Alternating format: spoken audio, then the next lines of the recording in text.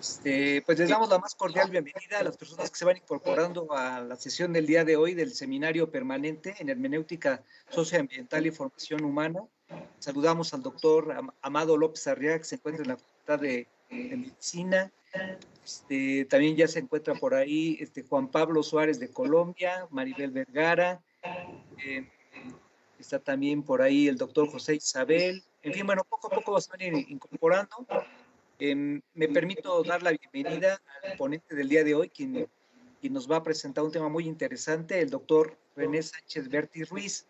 Él es arquitecto. Tengo aquí su ficha curricular, permítanme. El doctor René es doctor en ámbitos de investigación en energía y el medio ambiente en la arquitectura. Él es egresado del programa doctoral de la Universidad Politécnica de Cataluña. Es profesor investigador en la Facultad de Arquitectura. Él imparte diversos cursos relacionados precisamente con cuestiones ambientales y tecnológicas, y dado que tuve la posibilidad de contactarlo, pues le hice saber cuál es la temática que estamos tratando este año. Se interesó mucho en el proyecto y pues le agradezco mucho que haya aceptado el día de hoy el ofrecernos una charla que hemos titulado, permítame tantito, Reflexiones y entelequias sobre el medio ambiente en el siglo XXI. Entonces, bueno, él nos va a presentar precisamente un conjunto de reflexiones propias, de cuestionamientos que él se ha venido haciendo en torno a cómo se está manejando esta idea de la sostenibilidad y la sustentabilidad este, en las instituciones, en las políticas, en las acciones que están llevando a cabo en diversos lugares del mundo. Entonces, René, te doy la más cordial bienvenida y te dejo en uso de la palabra para que puedas exponernos el tema con total libertad. Bienvenido. Muchas gracias, doctor. Muy buenos días, muy buenos días a todos. Bueno, pues vamos a iniciar con esta presentación, que no pretende ser una presentación de tipo exhaustivo ni de corte muy científico, sino más bien de reflexiones sobre lo relativo a la sustentabilidad. Y esto, bueno, la idea de esta presentación surge porque, hablando con el doctor Gustavo Segura, pues pues nos hemos dado cuenta que muchas veces la sustentabilidad, al ser un término, bueno, no, más bien dicho, un concepto reciente, todavía está en construcción, y a veces hay algunas cosas que se realizan en favor de la sustentabilidad, pero que terminan en el camino equivocado, o que no avanzan, o que van en dirección contraria. Bueno, de hecho vamos a iniciar. Muy bien. Iniciaremos con una pregunta, ¿no? Que luego le hago a mis estudiantes. ¿Qué escuela es menos ecológica? Estamos hablando de una infraestructura escolar. Una preparatoria pública ubicada en un edificio convencional en el centro de una población de 2 kilómetros de diámetro, o una preparatoria privada construida con materiales ecológicos, energéticamente autosuficiente, ubicada en el campo a 15 kilómetros de la ciudad. ¿Cuál consideran ustedes que sería la respuesta?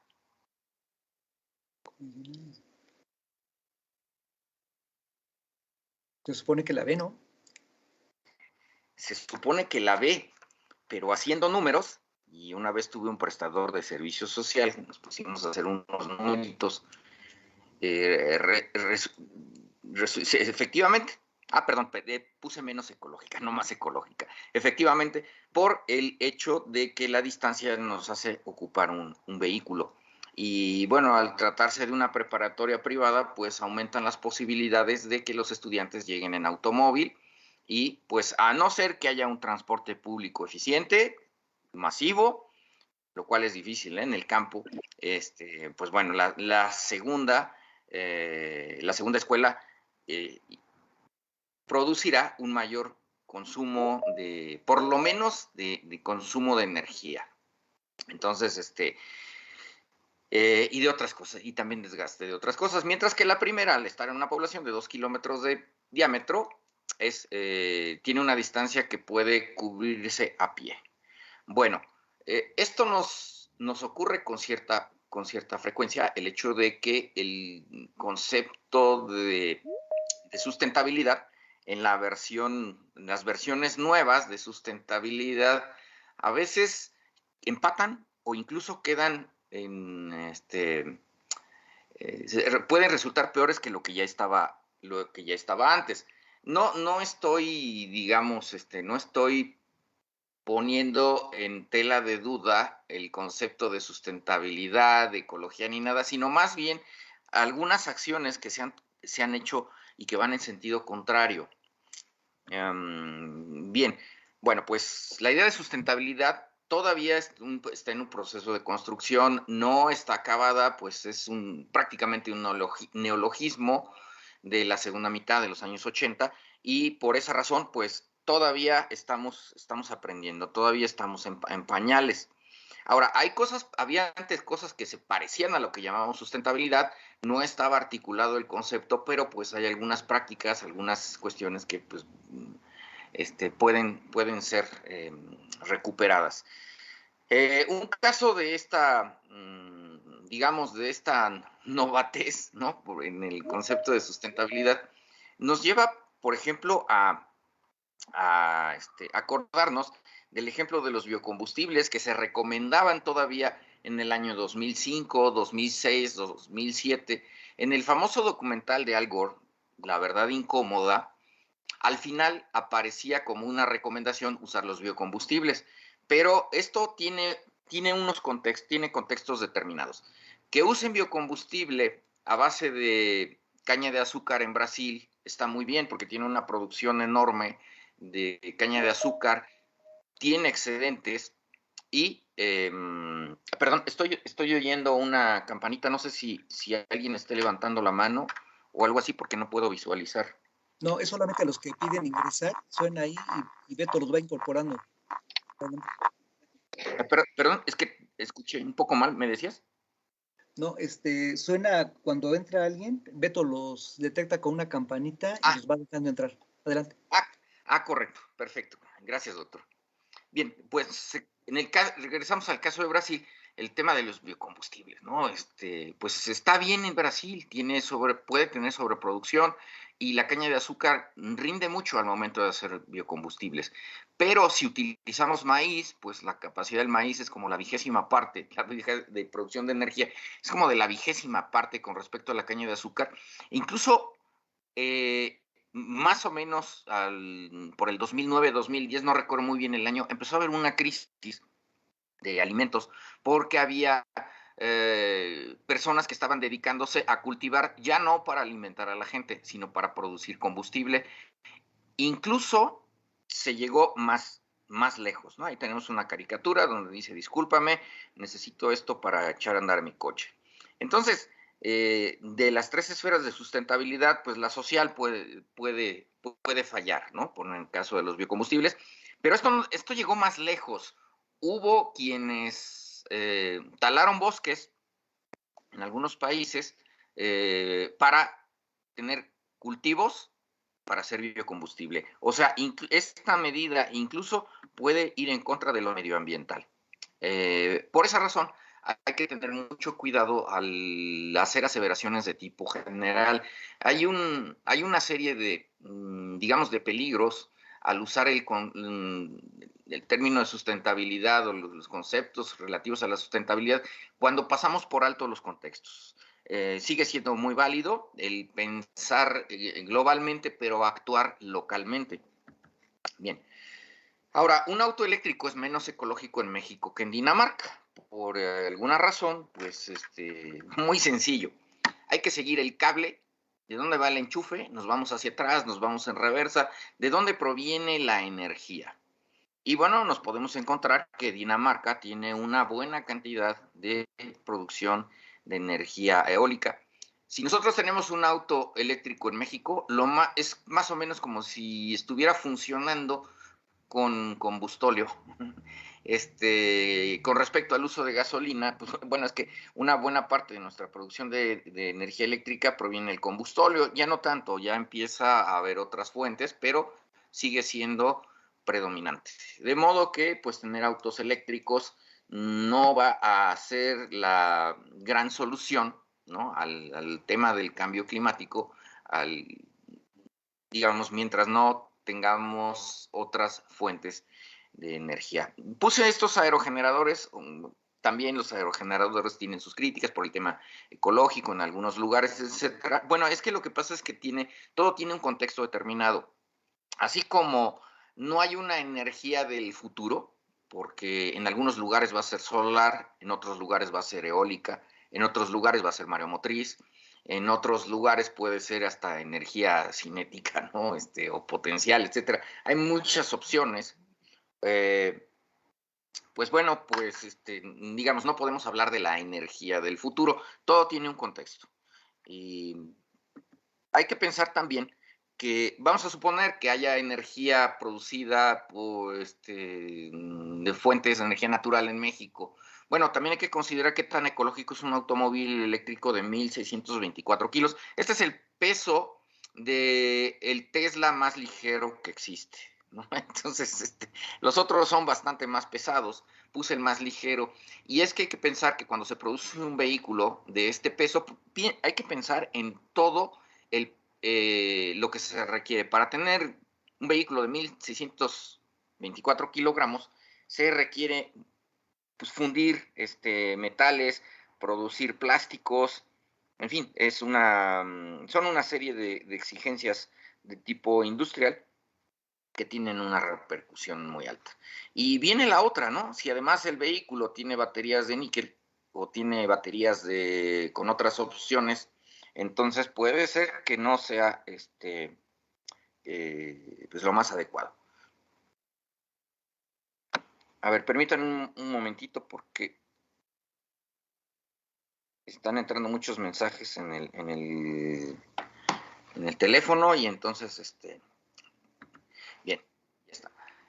Bien, hay que tener mucho cuidado con los paradigmas del siglo XX, ¿no? Es que el siglo XX estableció unos paradigmas de los cuales todos somos prácticamente herederos. Incluso quienes nacieron en los primeros años del siglo XXI también son herederos de algunos de estos paradigmas, ¿no? Todavía tenemos el concepto de hombre exitoso del siglo XX, ¿no? Y hay algunos ámbitos donde aún se le relaciona con mayor consumo de carne y calorías. Esto ha ido desapareciendo por los problemas de obesidad, pero por ahí estaba presente, ¿no? También el hombre exitoso es quien se muda lejos del centro urbano, se hace una residencia con un gran terreno, etcétera, consume más energía y agua y además si tiene piscina mejor, y no usa transporte público porque tiene auto propio, y viene algo que es pues tal vez lo más peligroso y que puede mantener varios hijos con un buen nivel de vida, porque nuestro concepto de nivel de vida se ha establecido de esta forma, muy relacionada al consumo. De hecho, a mí todavía me causa alerta que sigan cuando escuchamos foros sobre la economía del país o de otros países, etcétera, dicen buenas noticias, se incrementa el consumo. Buenas noticias, baja el precio del combustible. Buenas noticias, baja el precio de tal cosa, ¿no? Lo cual nos induce a consumir más. Bueno, ahí tenemos una imagen, ¿no? Donde podemos ver el tamaño que han alcanzado a varias ciudades, en el caso de Norteamérica, pues por la aparición en buena parte del vehículo motorizado, ¿no? Y bueno, también por otros factores como la especulación del suelo, etcétera, etcétera, etcétera. Pero pues mucho de esto, de estas ciudades, muchas ciudades norteamericanas tienen unos suburbios de grandes dimensiones y alejados de los centros urbanos, lo cual obliga a recorridos enormes, ¿no? Pero pues bueno, se supone que eso es vivir bien, vivir dentro de un automóvil para ir a casa y regresar. Hay un término todavía que está por ahí en el lenguaje del mexicano y es el del pueblo bicicletero, que se utiliza como despectivo para una población, ¿no? Que no tiene, que no está bien desarrollada. Pueblo bicicletero. Aquí notamos perfectamente que todavía persiste, porque esta frase la he escuchado todavía el año pasado, no recuerdo si pero todavía existe este despectivo, ¿no? Hacia la bicicleta, cuando, pues bueno, el urbanismo del siglo XX está recuperando las bicicletas. Por cierto, les mando una foto aquí de un pueblo bicicletero llamado llamado Ámsterdam. De hecho, ahí el problema es que hay tantas bicicletas que no hay dónde ponerlas, ¿no? De hecho, hay una que está, miren cómo tuvieron que amarrar esta que está acá. Bueno, hay una frase que me gusta mucho de Bill Nye. Parece ser que alguien le agregó la segunda parte. Dice, algo anda mal en una sociedad que va en coche al gimnasio.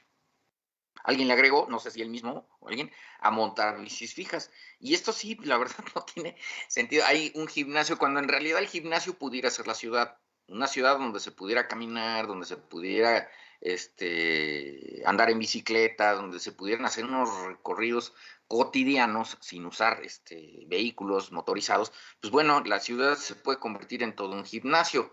Y de hecho así era un poco antes la ciudad, ¿no? Todavía en mi infancia, recuerdo en esta calle del centro, unos vecinos jugaban fútbol en la calle, mi papá no me dejaba, pero había unos vecinos que jugaban fútbol en la calle. Todavía recuerdo que también Fernando Valenzuela se volvió famoso alrededor de 1980 y jugaban béisbol, o sea, nada más había que esperar a que pasaran los automóviles. Actualmente, hoy es impensable, ya no por el paso de los autos, sino por la cantidad de autos estacionados. Ya llegó el momento en que los autos ya ni siquiera se mueven bien. Y bueno, es que provenimos del siglo XX, ¿no? Que fomentó lo desechable, ignoró lo ambiental, fueron muy comunes los platos desechables, los vasos desechables, incluso en foros sobre sustentabilidad, se puede uno observar a la hora del café, ¿no?, que tienen platos desechables, ¿no?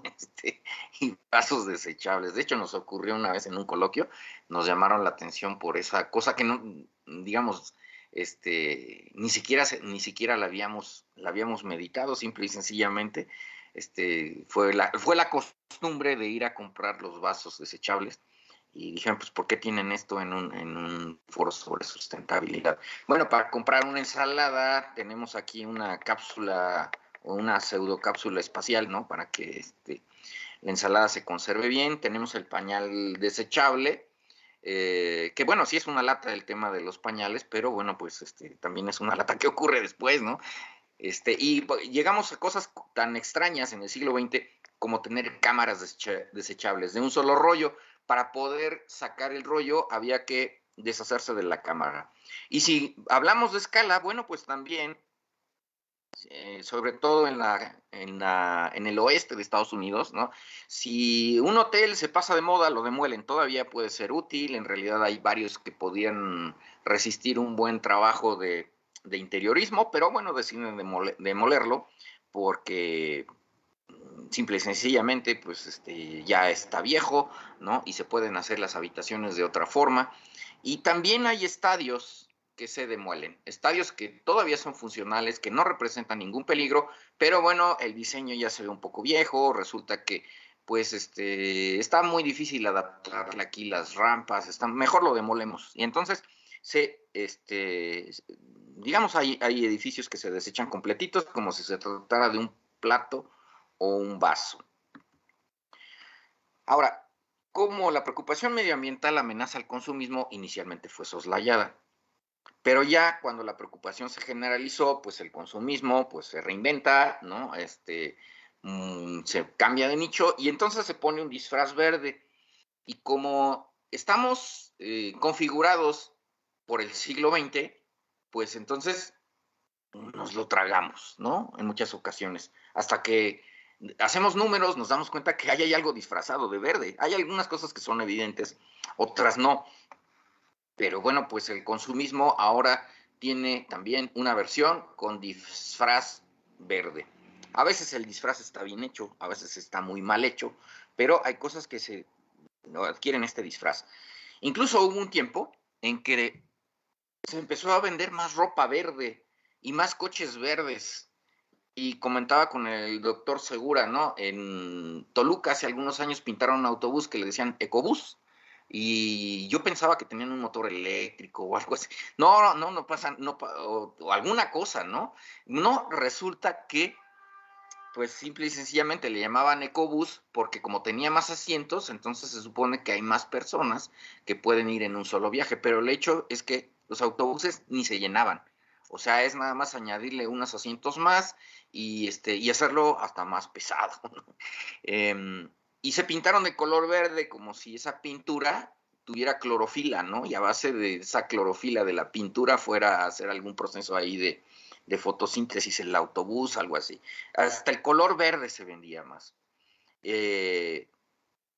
Vemos ahí un lema, ¿no? Totalmente superficial, Be Eco Chic. Bueno, pues es algo que estuvo ocurriendo alrededor del 2007, 2008, 2009, 2010. Actualmente ya no vemos tanto el color verde. Bueno, todavía lo vemos, ¿no? Hasta en las presentaciones de PowerPoint vemos el color verde, los marquitos verdes, hojitas, etcétera. En las páginas de muchas empresas les dibujan vegetales y cosas por el estilo para decirnos que son ecológicos, ¿no? Y bueno, pues como estamos configurados por el siglo XX, muchas veces nos vamos en banda, ¿no? Lo peor es que ese concepto original, de los conceptos de ecología, los conceptos de sustentabilidad, se han distorsionado. También los gobiernos empezaron a generar una confusión que significa con el concepto de sustentabilidad. Aquí en Toluca hay unos agentes de tránsito que tienen en la espalda unas letras que dice sustentabilidad vial. La verdad, yo no me explico qué significa eso de sustentabilidad vial, pero y bueno, también tenemos nombres equivocados en nuestros ámbitos de gobierno. Le llamamos Secretaría de Movilidad a una simple Secretaría de Transporte, porque al hablar de movilidad tenemos que poner un énfasis muy fuerte en los peatones y tenemos que poner un énfasis muy fuerte en los vehículos no motorizados, pero pues las prioridades están en el transporte motorizado, ¿no? No en el, o sea, esto de que le llamen Secretaría de Movilidad muchas veces es una tomada de pelo, son secretarías de transporte y punto. Bueno, hasta el grado de confusión es, nos llegan a hacer creer que existen las pilas ecológicas, ¿no? Pues la verdad yo no conozco ninguna pila, ¿no? Que uno la siembre y pues sea bueno para la tierra, ¿no? Pues ahí el árbol necesita abono, pues échale unas pilas, ¿no? Va a crecer, va a florear muy bonito. Simple y sencillamente son pilas recargables, ¿no? Que pueden tener un cartón verde y además envueltas con un plástico así enorme, ¿no? Porque persiste esta idea de que cuanto más grande es el envase, más se note, pues mejor se va a vender. Entonces, si queremos que las pilas se vean bien, hay que ponerle un cartonzote verde, ¿no? De verde clorofila, ¿no? Y con un plástico que seguramente está ahí para proteger la clorofila. Y bueno, pues son pilas recargables y punto. Pero el término ecológico, hay muchos eufemismos, ¿no? Los focos ahorradores son para las fluorescentes, ¿no? No son ahorradores exactamente en el término preciso y además son muy dañinas cuando se eliminan. Y bueno, tengo por ahí algunas cosas así de absurdas, pero esta es la número uno. Esta la tomé, esta es una foto de una, estaban, acaba de sacar una camioneta donde decía que era más ecológica, ¿no? Entonces, en 7 años no he visto que se rompa este récord. ¿Y en dónde estaba lo ecológico? Ah, bueno, es que habían hecho un aislante para el ruido y entonces, pues se ahorraron 1.5 libras por cada vehículo. Ciertamente, pues los aislantes sí pueden ser contaminantes, etcétera, pero la verdad es que sea más ecológico un vehículo porque se ahorraron 1.5 libras, bueno, para decirlo brevemente, se ahorraron 680 gramos en un vehículo de 1.499 kilos. ¿No? Y es que en el 2014 todo era ecología y todo era, y lo puse con letras verdes, ¿no? Para que también sea más amigable con el ambiente, para no dañar el ambiente, le puse letritas verdes. Bueno, existe una palabra llamada greenwashing, no sé si estén familiarizados con el término, lo hayan escuchado. ¿Sí lo han escuchado?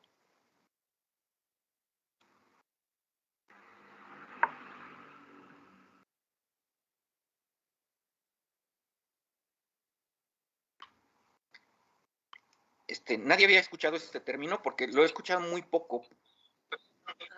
¿Como lavandería ecológica? Sí, es más o menos. Hagan de cuenta, es la versión. Más o menos. Sí.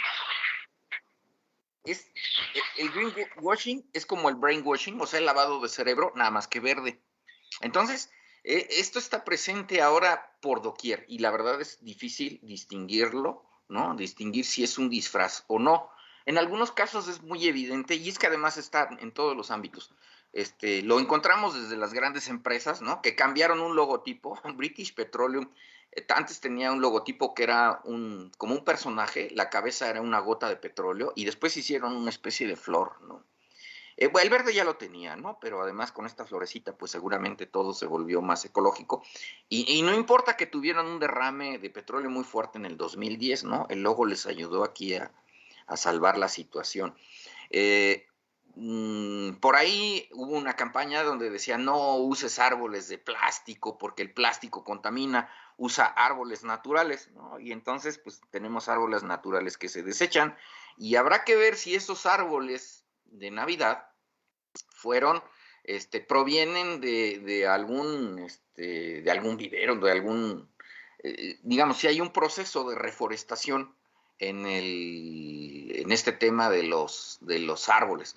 No sé cuáles sean los números, pero yo he visto árboles, ¿no? Que uno dice, este árbol es un fragmento de otro árbol que pues no era un árbol que estuviera viejo, no es un árbol que estuviera ya, seguramente todavía estaba produciendo una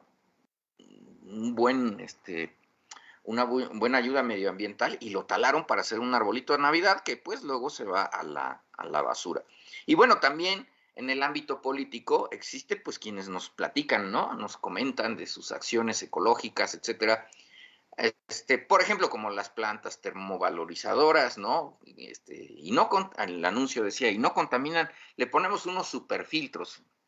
Pues, bueno, se producen dioxinas, ¿no? Eh, a pesar de sus superfiltros. En fin, ya sabemos que hay partidos políticos que incluso cambian de espectro político. En Europa los partidos verdes suelen estar en el espectro de la izquierda, porque pues obviamente están contra la producción industrial excesiva, contra la especulación inmobiliaria, etcétera, etcétera, etcétera, ¿no? Entonces, muchas veces contra las formas tradicionales de producción de capital. Pero pues aquí tenemos un partido que salta de la derecha a la izquierda, para adelante, para atrás, digamos, todo un comodín de la política. Bueno, y otra cosa es el PET, ¿no? El PET a mí me llama mucho la atención porque, pues es que a mí me tocó otra época. Y pongo aquí unos envases de este refresco, de la Pepsi, porque todavía puedo recordar en mi infancia que había 3 modelos de botella de Pepsi. O sea, se podía uno encontrar tres tipos de botella de diferentes épocas. Algunas eran pues unos modelos recientes y otras que había una buena cantidad de estas botellas, por ejemplo, como esta que está ilustrada del lado derecho, que era de vidrio. Y pues hace un tiempo, ¿no? Me acordé de este asunto y pues ¿qué edad tendrían esas botellas? Bueno, resulta que yo estaba viendo botellas digamos, lanzadas entre 1951 y 1962, y yo recuerdo estas botellas cuando estaba empezando la primaria en 1974, o sea, quiere decir que había botellas que tenían por lo menos 12 años de edad y estaban en el mercado. Ahora, ¿cuántas veces se puede retornar una botella y ponerse otra vez? Bueno, había algunas, sobre todo este modelo, que estaban prácticamente ya esmerilados por fuera de tanto desgaste que tenían, ¿no? Y seguían funcionando. En cambio, el PET es de un solo uso. Y bueno, pues a lo mejor el proceso de reciclaje del PET, pues a lo mejor no es tan agresivo, pero es que hay que hacerlo por cada uso, hay que volver a llevarlo a la planta. Y muchas veces no llega a la planta, ¿no? A que lo vuelvan a tratar. De modo que el tema del PET, pues también puede ser una tomada de pelo. Y bueno, este logo viejito, que es de los años 70, nos menciona pues los 3 criterios que se empleaban todavía hasta hace poco de la reutilización, reducción y reciclaje. A mis alumnos de licenciatura les pregunto cuál es lo mejor y cuál es lo peor de estos 3, y varios de ellos me dicen que lo mejor es el reciclaje. les digo, bueno, si esto fuera un semáforo, es lo peor.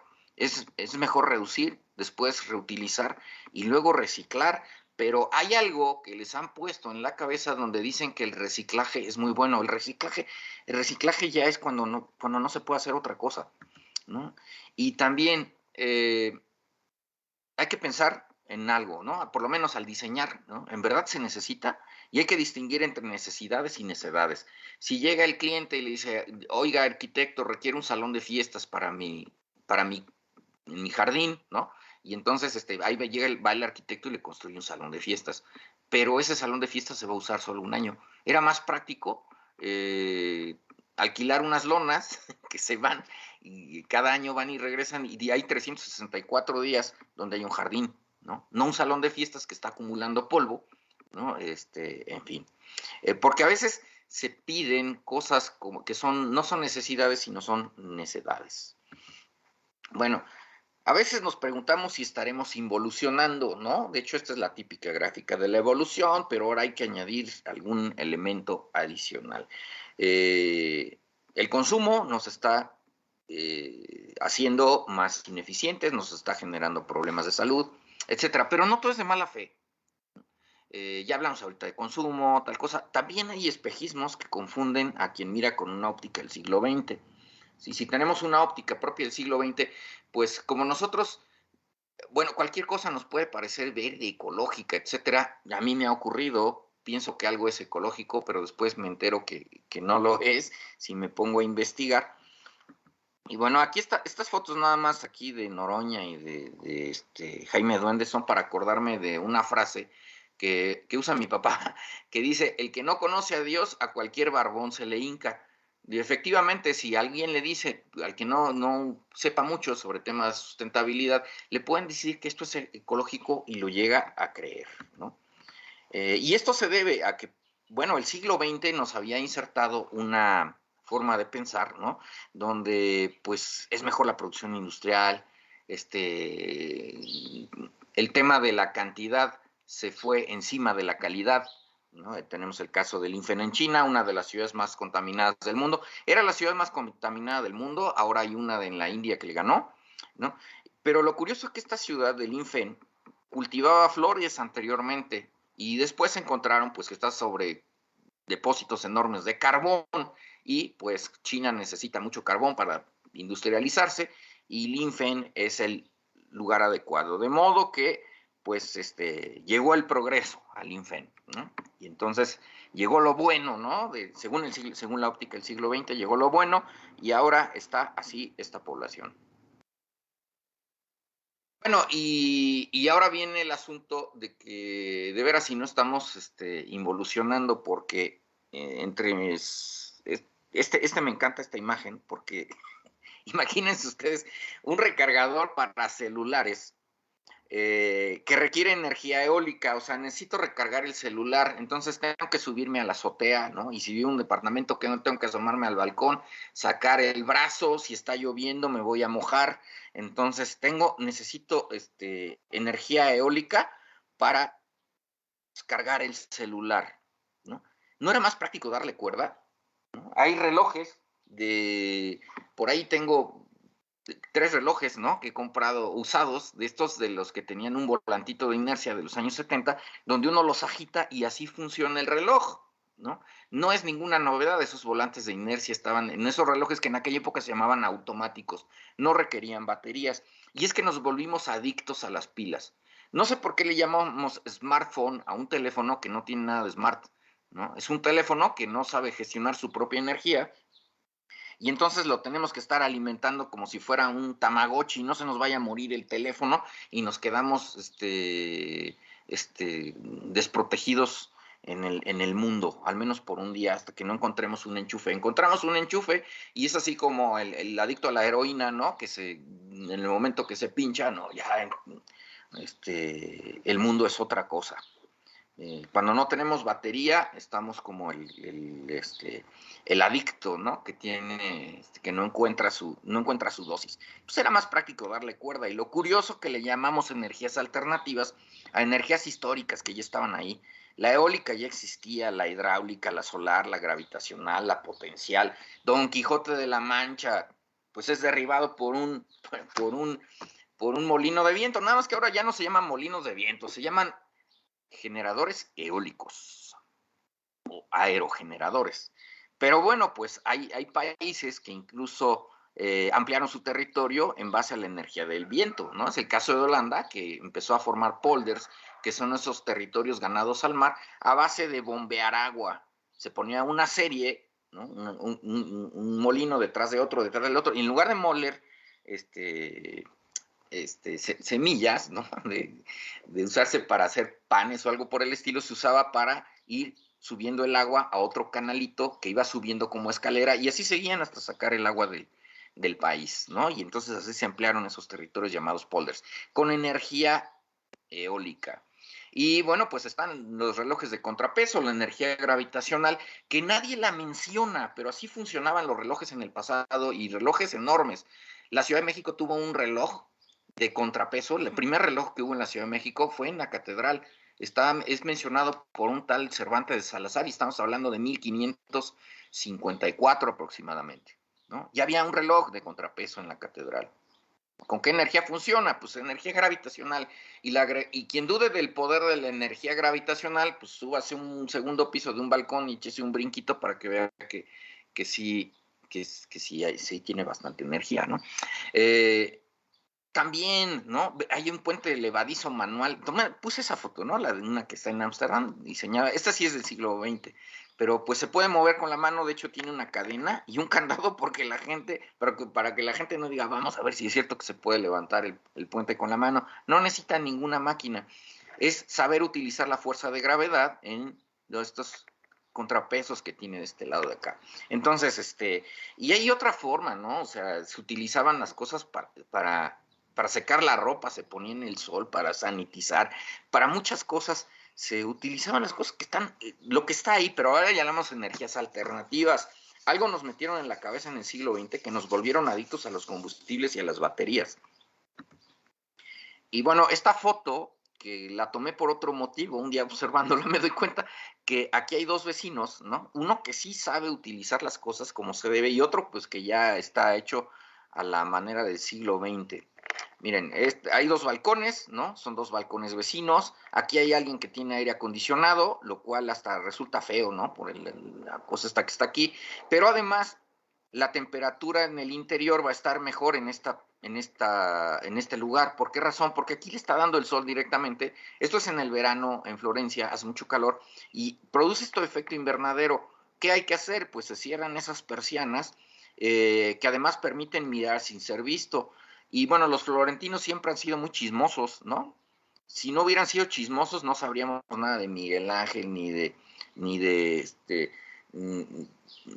Da Vinci, ni de todos estos personajes del Renacimiento, pero gracias a que siempre han sido chismosos y metiches, tenemos esa información.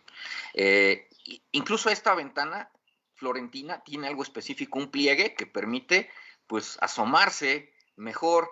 Si alguien toca la puerta, pues bajan las llaves con un hilito o se arrojan metidas en un trapo, etcétera. Y el sol no incide directamente durante el verano, ¿no? Y sobre todo esta función de ver sin ser visto. En fin. Y bueno, han desaparecido elementos como las contraventanas, ¿no? Que servían para aislar, incluso para mantener la temperatura durante la noche, para reducir los efectos de la radiación solar, para que los ladrones sea más difícil entrar por una ventana. Incluso tiene una poquita de ayuda acústica. Bueno, estas cosas han desaparecido. Desaparecieron en el siglo XX por una razón todavía desconocida para mí y para muchos investigadores sobre arquitectura. Y bueno, tenemos ventanas dobles, ¿no? Pero que, bueno, la ventana doble no tiene esta tapa sigue siendo mejor la contraventana, ¿no? Y ahora tenemos ventanas dobles que hay que sacarle el aire y le meten un gas inerte como argón, y si se rompe uno de los vidrios se sale el argón. En fin, hay otros que no tienen argón. En fin, es muy complicado. A veces sale más caro el cardo que las albóndigas. Y pues, les pido una disculpa por tener muchos ejemplos arquitectónicos, pero es que soy arquitecto y no puedo evitarlo, y además son mis referentes. Bueno, vamos a hablar de un espejismo que fue el del ahorro del papel, ¿no? Por allá en los años 80 empezaron a aparecer las primeras computadoras. Y yo recuerdo que una de las grandes ventajas y promesas que nos decían es que ya no se va a necesitar el papel. Y sí, en aquella época los archivos eran una cosa tremenda, estaba todo lleno de papeles. Allí en la facultad había me acuerdo donde estaban los Cardex, ¿no? Y estaba el riesgo de que se metiera un alumno a modificar sus calificaciones, siempre para arriba, por alguna razón curiosa, ¿no? Nadie modificaba sus calificaciones hacia abajo, todos hacia arriba. Y bueno, pues estaba esto, lo cual está bien, ¿no? Porque además los edificios tenían partes muy pesadas, ¿no? Donde tenían archivos muy pesados, que bueno, en el tema de los sismos, esto es un asunto aparte, pero bueno, no estamos hablando de sismos, estamos hablando de ahorro de papel.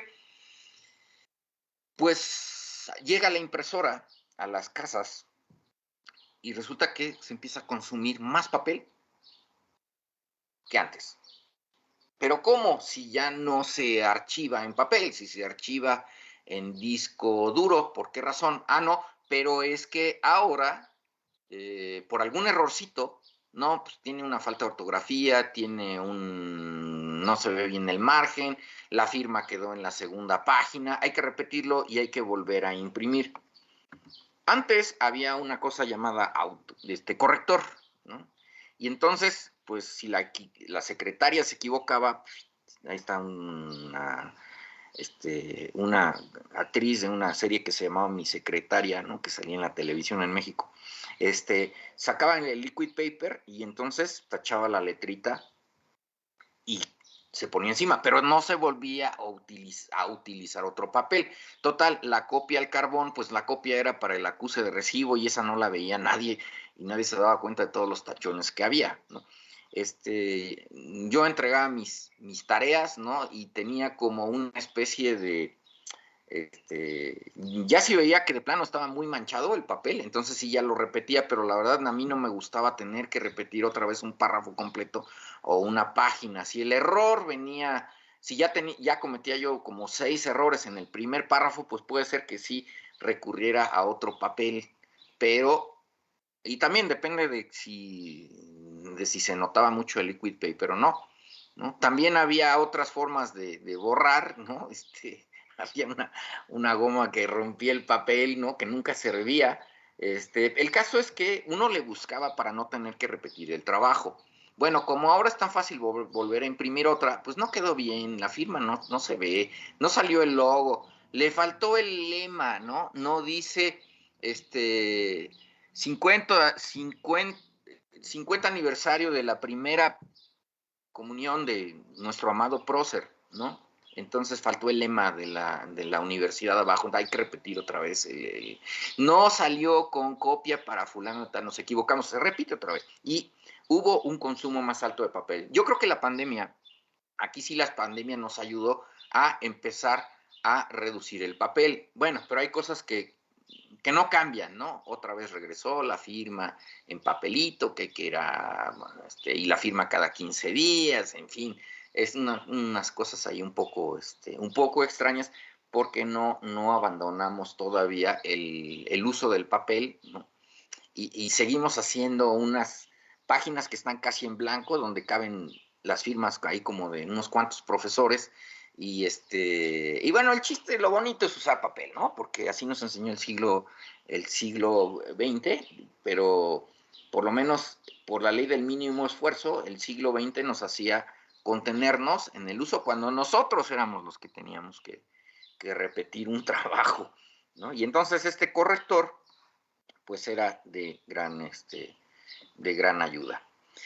Bueno, ha habido algunas cosas, ¿no? Algunas propuestas un tanto ingenuas, no de mala fe, sino un tanto ingenuas, como pensar que,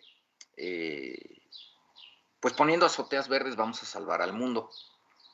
Pero si se hace bien una azotea verde, ahí pongo algún ejemplo de cómo deberían hacerse, no todos lo hacen de esta forma, pues es un mundo de plástico, ¿no? Y que hay que tener abajo para evitar daños en las losas.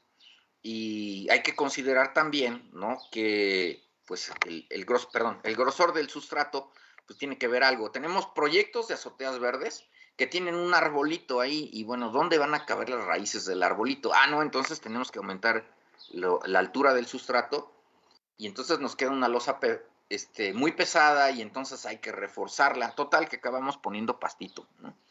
Y luego, pues el pastito no se da bien porque nos falta agua y entonces hay que poner un pasto alfombra de plástico, ¿no? Eso también nos pasa con los muros, ¿no? Y bueno, pues resulta que es muy complicado hacer una azotea verde. Eh, en realidad resulta más práctico hacer las azoteas para que se puedan utilizar como terrazas, etcétera, como un espacio adicional, ya que se construye algo tan caro como una cubierta, pues se puede utilizar para algo, bueno, si es inclinada, no, obviamente, ¿no? Eh, pero bueno, hay otro tipo de soluciones. Y entonces a lo mejor utilizando esas azoteas usamos menos metros cuadrados de construcción y entonces sí tenemos un mejor impacto en el ambiente, ¿no? Que estar poniendo una azotea verde que después hay que subir agua. Y bueno, hay muchos proyectos que uno observa, ¿no? Una azotea verde en Hermosillo, Sonora, ¿no? Bueno, uno se espera que vaya a ser de cactáceas, ¿no? Que vaya a ser de plantas locales. Pues no, resulta que hay unas palmeras ahí que a lo mejor el arquitecto, el estudiante de arquitectura las vio las vio en Florida y en unas fotos y entonces tiene unos cocoteros ahí, que van a requerir un montón de agua. Y entonces, para salvar al mundo, hay que tomar agua de la red y hay que quitársela al agro, ¿no? Hay que quitársela a los vecinos porque pues no se nos vaya a morir nuestro árbol tropical que tenemos allá arriba, ¿no? Porque el árbol nos va a servir para salvar al mundo. Entonces le damos en la torre al mundo para salvar al mundo. Y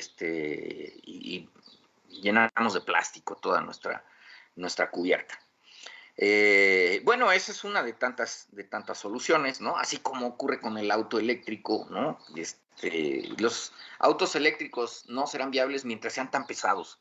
Necesitan reducir su peso considerablemente, necesita cambiar el tema de las baterías y necesita haber una buena red para recargarla, que algunos países sí, para recargar el auto, en algunos países sí la tienen, otros no.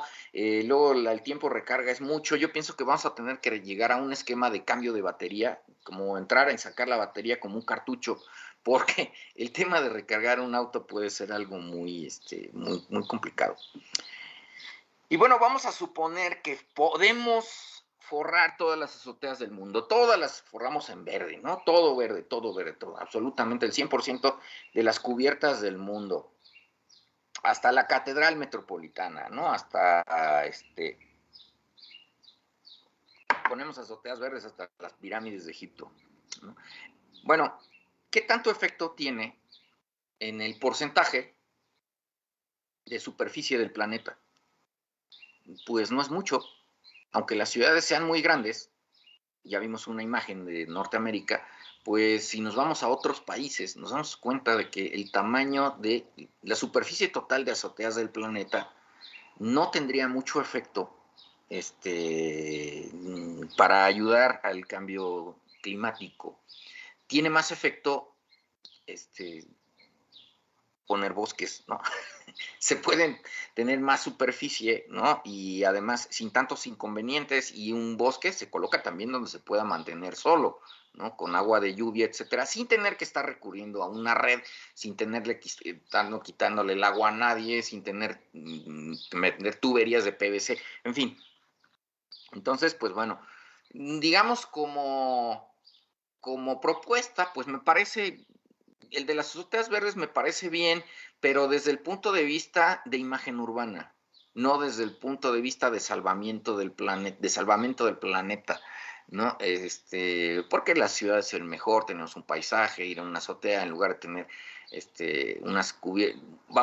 tener una ciudad más verde. Sí nos ayuda a reducir algún poco el efecto de de elevación de temperatura en algunas edificaciones, pero también esto tiene un contexto. Si nosotros colocamos azoteas verdes en Toluca, al final vamos a tener un interior más fresquito de lo que estamos habituados, ¿no? O sea, es por una cuestión un poquito difícil de explicar, me tardaría mucho, pero en Toluca no resulta muy conveniente tener azoteas verdes. Es mejor utilizar la cubierta para otras cosas, ¿no? Incluso como una terraza, un sitio ahí para ir de vez en cuando a tomarse un café, tomar el sol, etcétera, lo que sea necesario. Y bueno, ya si se quiere tener algo verde en la azotea, pues unos macetones, o unas plantas que sean locales, de esas que se dan solas. De hecho, hay azoteas verdes involuntarias. En una construcción abandonada, a veces nos vamos a encontrar que hay cosas que florecen. Pues bueno, esas son las plantas que hay que poner, pero esas no nos gustan porque las consideramos plagas y nosotros queremos poner plantas que vengan en las revistas, ¿no? En los renders. Plantas que parezcan así como salidas de un cuento de hadas. Y también los muros verdes, aquí hay uno en Madrid, en la Caixa, en un museo hecho diseñado por Herzog y de Meuron sobre un edificio preexistente. Pues bueno, mantener esto requiere unas cantidades brutales de agua. Si le sobra el agua en las ciudades, está muy bien. Tener muros verdes y azoteas verdes en Malasia, bueno, pues le sobra el agua. En Japón también, el chiste es que no tengan pues que las instalaciones sean tan complicadas. Pero en algunos lugares puede ser nocivo, incluso peligroso. Decíamos, podemos agotar los recursos acuíferos o por lo menos podemos afectar los suministros de los vecinos, ¿no? Y entonces, pues, si queríamos salvar al mundo, estamos generándole más presión. Como esto normalmente no se da y no se puede, es muy complicado hacer un muro verde porque requiere goteo, etcétera. Bueno, de hecho, el muro verde ya existía. Se llamaba enredadera, se plantaba desde abajo y había que esperar años para que pudiera subir por los muros. El resultado es muy bueno, ¿no? Estéticamente, en algunos climas puede funcionar. También produce sus mosquitos y cosas por el estilo, pero hay edificaciones que se dignifican mucho con una enredadera. Pero aquí viene un problema propio del siglo XX. El siglo XX nos enseñó a no esperar. De modo que queremos que el muro esté verde cuando se inaugura el edificio. Así como está en el render, ¿no? Así lo queremos. Entonces, el siglo XX nos enseñó a no esperarnos y entonces queremos un muro verde. Como se va a tardar, como resulta que si no nos alcanza el dinero para hacer todas las instalaciones de allá arriba, las tuberías, el goteo, etcétera, los recipientes, bueno, colocamos un muro verde de plástico.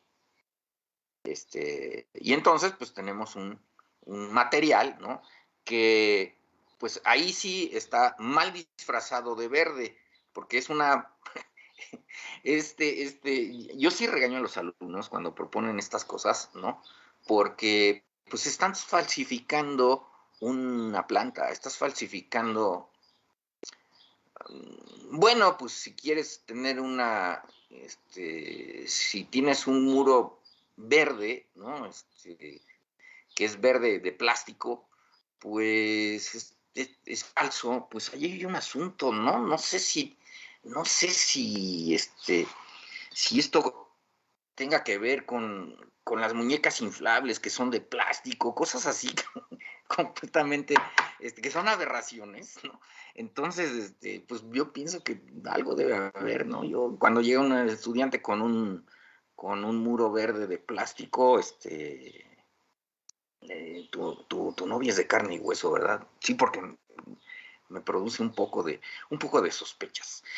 Bueno, pues resulta muy complicado, ¿no? Tener un muro verde, pues, puede ser, además de que, de que yo la verdad dudo de que ayude mucho, ¿no? Desde el punto de vista paisajístico, de disfrute de la ciudad, sí ayuda, pero desde el punto de vista ambiental, yo lo dudo. En unos contextos puede ayudar, ¿no? Pero en otros no. Y usar maderas locales es más ecológico en Noruega que en México, pues por una sencilla razón, ¿no? El tema de la tala ilegal, En teoría, la madera es un material de lo más ecológico que puede existir, porque es un material que uno puede sembrar y crece solito, ¿no? Y es nada más cuestión de esperar unos años. Pero si estamos en un esquema de tala clandestina y no hay reforestación, porque a veces la tala no es clandestina, pero no hay reforestación o está mal hecha, pues a la larga el hacer las cosas con madera pues no produce ningún beneficio. Y hay otra cosa que aquí sí, esto sigue siendo, lo he visto en México porque ya no lo he visto ni en el Perú ni en otros lugares, seguimos haciendo casas con cimbra de madera.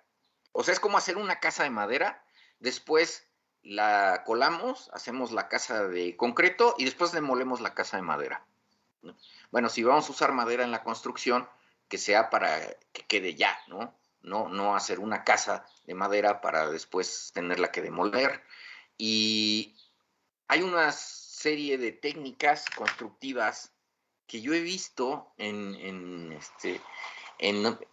pues como los puntales de metal, que además son ajustables, es muy rápido colocar el puntal y desmontarlo, es muy práctico, pero aquí en México no se dan por una cuestión de usos y costumbres, que en la construcción tenemos unos usos y costumbres muy lesivos para el ambiente, y allá están, ¿no? Están además,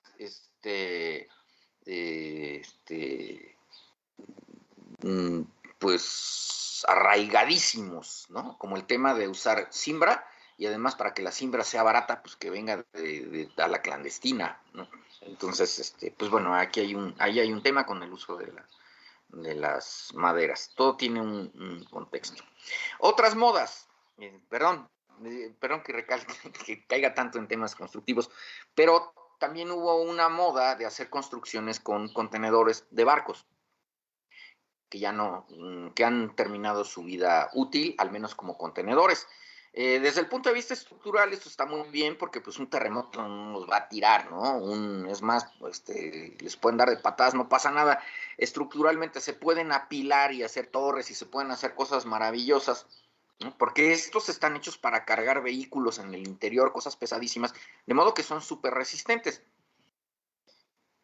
Y bueno, pues si hay que aprovecharlos, se puede utilizar para construir. Pero aquí viene otra vez el tema de los contextos. Si vas a hacer vivienda, probablemente vas a estar en problemas, porque si un contenedor ya no se utilizó, es porque ese contenedor puede ser que ya tenga problemas, ¿no? Puede ser que tenga óxido y entonces lo tienes que tratar y tienes que repintar y tienes que hacer un montón de cosas. Ahora, ¿cómo vas a introducir las ventanas?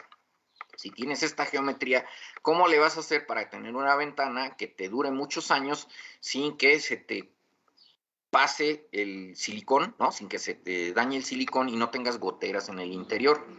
Bueno, aquí sí está la solución, tiene un voladito arriba y entonces esta ventana está a salvo, ¿no? De estas goteras. Esta también la libró, esta libró, pero estas ventanas probablemente van a dar problemas en cierto tiempo. Y ahora hay que pensar en el clima, en las temperaturas, ¿no?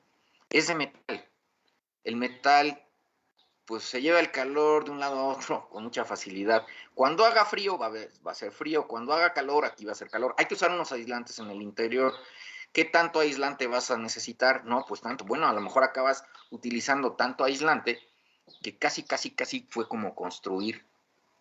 Y a lo mejor si utilizaste una pintura de coche, ¿no? Para poder pintar esto, pues no es como una pintura de casa, a lo mejor utilizaste una pintura que tiene pues toda una serie aquí de componentes que son más agresivos para el ambiente. Digamos, si se va a utilizar para una ofinita, para algo que no va a ser para pernoctar, pues bueno, ya en la noche hace mucho frío, ¿no? No está habitado, no pasa nada. Se puede utilizar como bodega, se puede utilizar como pero ya utilizarlo como dormitorio ya es otra cosa. Entonces, pues hay una cuestión de contexto. Esto parecía ser una de las grandes soluciones, una de las grandes alternativas, pero ya cuando los meditamos nos damos cuenta de la cantidad de inconvenientes que presenta. Y bueno, aquí tenemos una solución que a mí arquitectónicamente me agradó mucho, ¿no? Es el Chelsea Market de Nueva York, que está en el barrio de Chelsea. Era el edificio de la Nabisco, de esta fábrica de galletas, ¿no? En desuso. y estuvo abandonada durante muchos años y ahora es un edificio de funciones múltiples, tiene oficinas, mercado en planta baja. La verdad es que es muy interesante la propuesta de rescate de esta edificación. Incluso se dejaron viejos componentes, cosas sin restaurar. Incluso la forma de abrir estas puertas es interesante porque utilizaron un arco para no tenerle que meter más elementos, ¿no? Demolieron y le dieron la forma de un arco que se sustenta solo, que es un arco de tipo parabólico. Es el arco más que mejor resiste las fuerzas de gravedad del arco de tipo parabólico. Entonces nada más lo que hicieron fue perforar y ya no hubo que meter piezas aquí, que un dintel, que un cerramiento, ni nada por el estilo. Se quedan algunas cosas ahí como muestra para que se vea el pasado conviviendo con el presente. Hay cosas sin restaurar, ¿no? Que hay manchas, que hay óxidos, y se deja, es parte de la historia de la ciudad. Hay otros elementos que yo no sé si salieron de la fábrica, los consiguieron, como este espejo, etcétera. Me pareció muy interesante, está todo visto. Aquí hay un problema, y no es el diseño, no está en el diseño arquitectónico, está en la gentrificación del barrio, de la zona de Chelsea, en Nueva York. Es costosísimo, ¿no? Pero bueno, esto no es culpa de los que hicieron esta propuesta de rescate, son otros factores. Y bueno, ese es otro asunto. Probablemente ya hablaron de gentrificación, entonces, pues, ya si no, pues, lo tocamos rápidamente ya al final en las sesiones de las preguntas, ¿no? Ahora, ¿qué es más ecológico? ¿Que las cosas se diseñen y se construyan para durar? ¿O que las cosas se diseñen y construyan para biodegradarse fácilmente? Porque escuchamos las dos versiones. Las cosas tienen que hacerse para que duren, pero la otra nos dicen que hay que hacerse para que no duren y se biodegraden fácilmente. ¿Cuál sería la respuesta?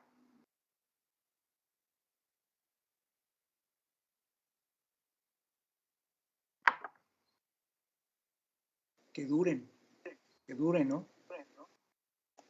Pues nuevamente, yo un tiempo estaba siguiendo una, otro tiempo seguía la otra. Ya después me di cuenta que esto es también de contexto. Hay cosas que se deben biodegradar fácilmente y hay cosas que deben durar. Simple y sencillamente, si vamos a tener algo como, vamos a suponer que tenemos que recurrir a una caja de algo, ¿no? Que después no la vamos a poder, bueno, las cajas, ¿no? Se tienen que biodegradar fácilmente. Eh, por ejemplo, equipo médico, a lo mejor se tiene que biodegradar, ¿no? Porque no se puede utilizar. Las cosas de un solo uso se deben biodegradar. Las cosas que deban durar poco se deben biodegradar. Las cosas que deban durar mucho, esas las tenemos que hacer muy resistentes. Y ahora viene la disyuntiva y retomamos el tema de la edificación. ¿Qué cosa debe durar? Ahí va por partes. Sería muy peligroso y hasta absurdo hacer una cimentación biodegradable, ¿no? Ay, soy un gran arquitecto, inventé una cimentación biodegradable. En 3 años se va a reintegrar perfectamente en la naturaleza, pues te vas a quedar sin edificio en 3 años. La estructura debe durar mucho. Y hay partes que en una obra duran poco, ¿no? Por ejemplo, la señalética, o hay cambios de imagen, de cosas, por ejemplo, como la imagen corporativa, ¿no? Ya cambiaron el logotipo de esto, ¿no? Y entonces hay que deshacerse de un logotipo que hicieron en un material que no se biodegrada fácilmente.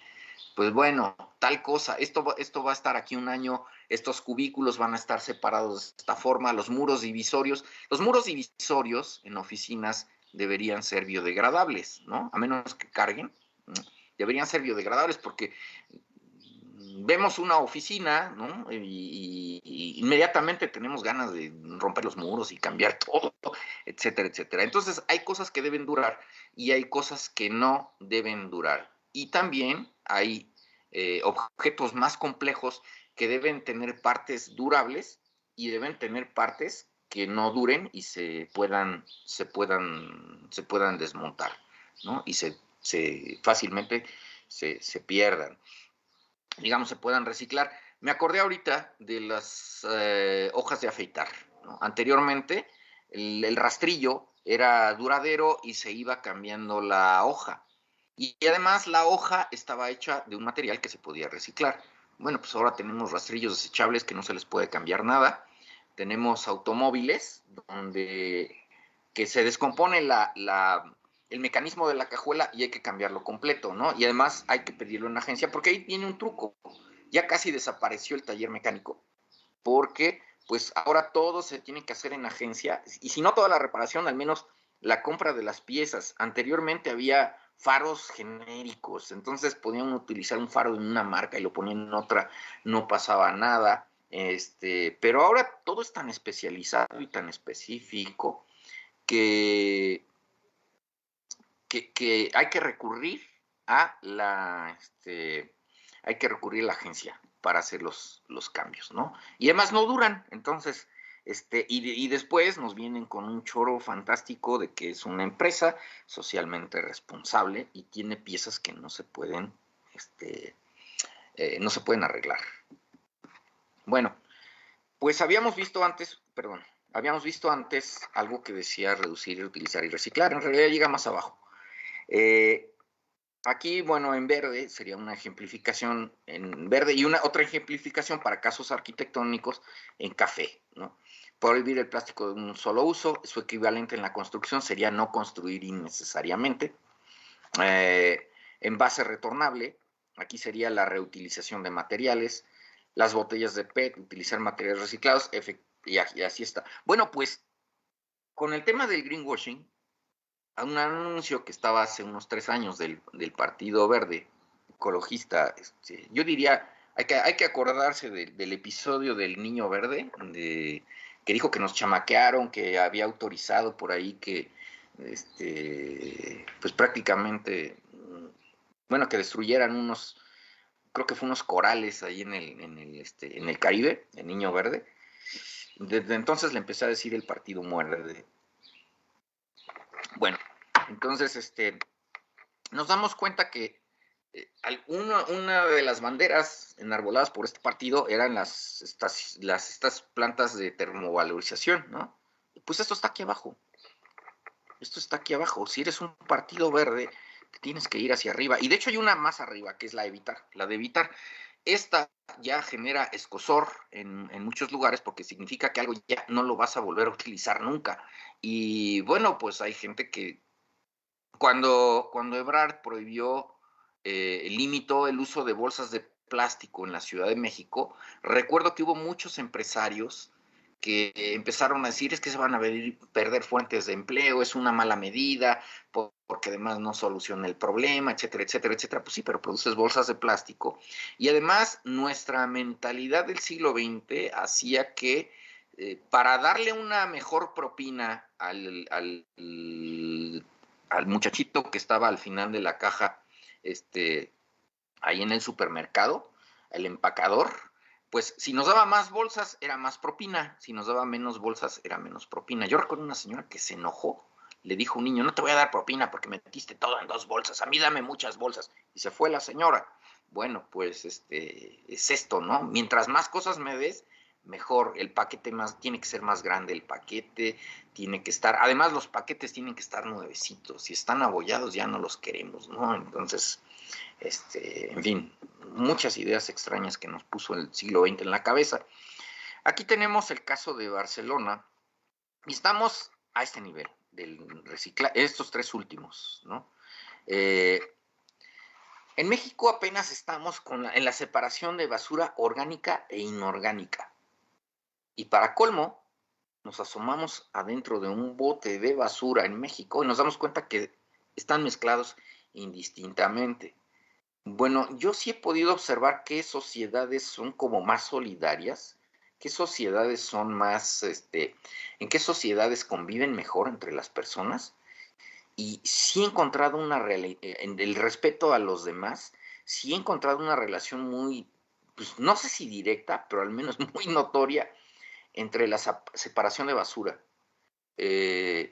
Las sociedades que no separan la basura son sociedades donde no les importa lo que pase en el entorno y esto tiene un efecto boomerang, ¿no? Porque pues al final tienes una ciudad muy sucia, ¿no? Y al final tienes un montón de problemas y ahora te quejas porque te van a poner un relleno sanitario en tu municipio.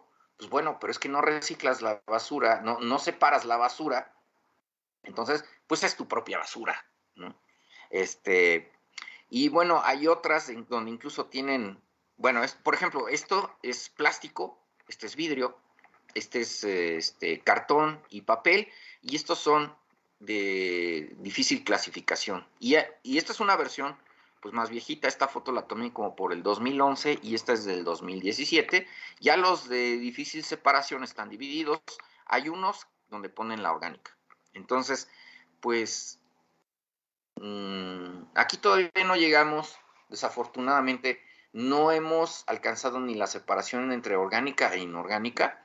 Y a mí lo que más me duele es que en las universidades tampoco. Las universidades son los lugares donde uno puede ir viendo lo que viene en el futuro, ¿no? Si nosotros nos asomamos en un bote de basura en una universidad y vemos que está todo mezclado, quiere decir que a los jóvenes les sigue importando un comino el tema de la separación de residuos, les sigue importando, y a lo mejor hacen unos trabajos sobre ambiente, ¿no? No, acabo de entregar aquí tal cosa, y hice, estoy haciendo mi tesis, y tu separación, pues ahí está, ¿no? Te da igual. Entonces, pues bueno, pues si a mí me dicen qué futuro le espera a México, espérate, voy a ir a ver el bote de basura y te digo. Bueno, también hay energías que están por ahí, ¿no? Pongo un ejemplo que es el de la construcción, porque es del que menos me puedo equivocar, pero esto está en todas partes. Hay un consumo de energía en materiales, aquí es en construcción y sistemas constructivos, pero está en todos lados, que ya es el de energía incorporada. La energía incorporada, pues es eso que ya viene, ¿no? Entonces, a veces no revisamos lo que ocurre con esa energía incorporada y compramos algo que parece ser que va a ser ecológico, pero costó mucho, produjo un daño al ambiente, por ejemplo, PVC. No, a lo mejor el PVC no es tan contaminante, pero la contaminación se hizo para producirlo, porque pues, tiene la C de cloro, ¿no? Entonces, pues tal vez no se va a biodegradar, no se va a degradar fácilmente, pero pues tenemos algunas cosas. Y a veces hay otras que no se toman en cuenta. ¿Cómo se va a reutilizar en el material? Pocas veces he visto proyectos, ¿no? De que diga un arquitecto, es que esto se va a reutilizar. Cuando se acabe este edificio, va a servir para desmontarse y hacer otra cosa. La primera vez que vi algo así fue en una conferencia de un arquitecto inglés llamado Cedric Price en los años 90, donde él hizo una edificación y pensó que va a ocurrir cuando ya no se use, pues la voy a hacer para que se desmonte fácilmente, ¿no? Entonces es desatornillable y ya después se convierta en otra cosa. Y tuvo razón el arquitecto, ¿eh? Después de cierto tiempo desmontaron esa edificación. Esto es muy interesante porque decía Cedric Price que había que desproveerse de este orgullo de arquitecto que piensa que todo va a ser eterno, ¿no? Y hay cosas donde tenemos que pensar qué va a ocurrir después cuando termine su vida útil.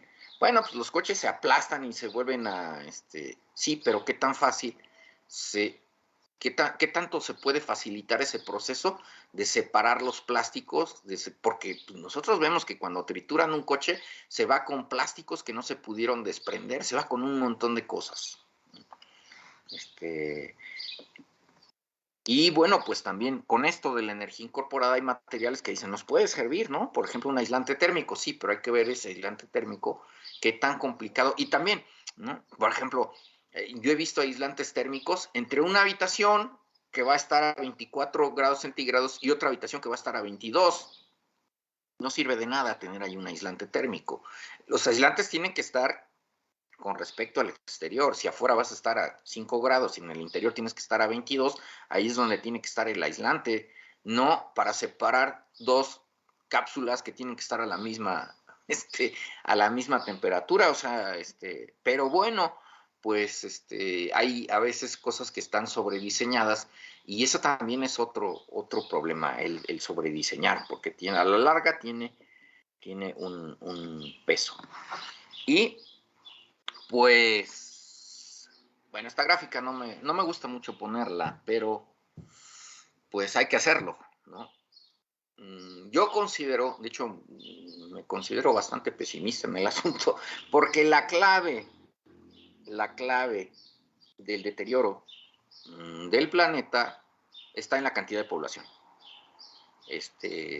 Tendríamos, digamos, para regresar a los niveles de antes, tendríamos que vivir prácticamente como un taparrabos y utilizando piedras y palos, etcétera, porque somos muchos. Yo la verdad no veo un panorama muy favorecedor en el futuro, a pesar de todos los esfuerzos que hay sobre sustentabilidad, etcétera, etcétera, etcétera, pero yo siento que no son suficientes, sobre todo por el tema del disfraz, porque hay muchas cosas que están disfrazadas, hay muchas cosas que están mal entendidas. Entonces, pues la población ha crecido mucho y vamos a suponer que de pronto, bueno, ya no va a haber nacimientos, ¿no?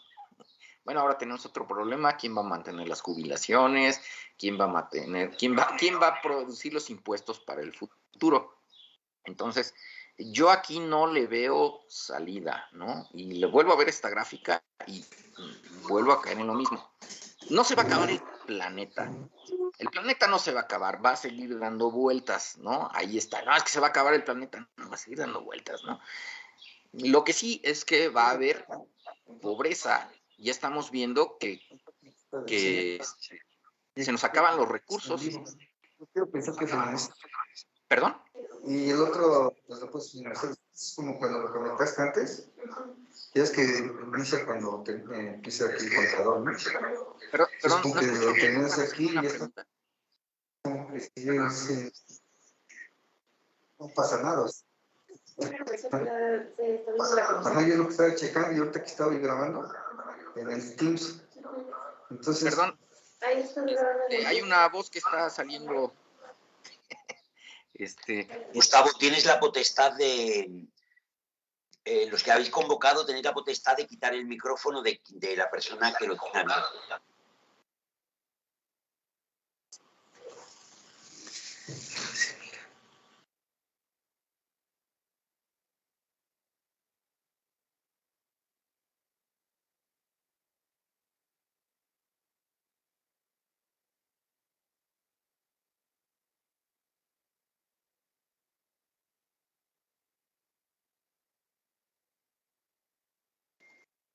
Doctor René, tienes apagado tu micrófono.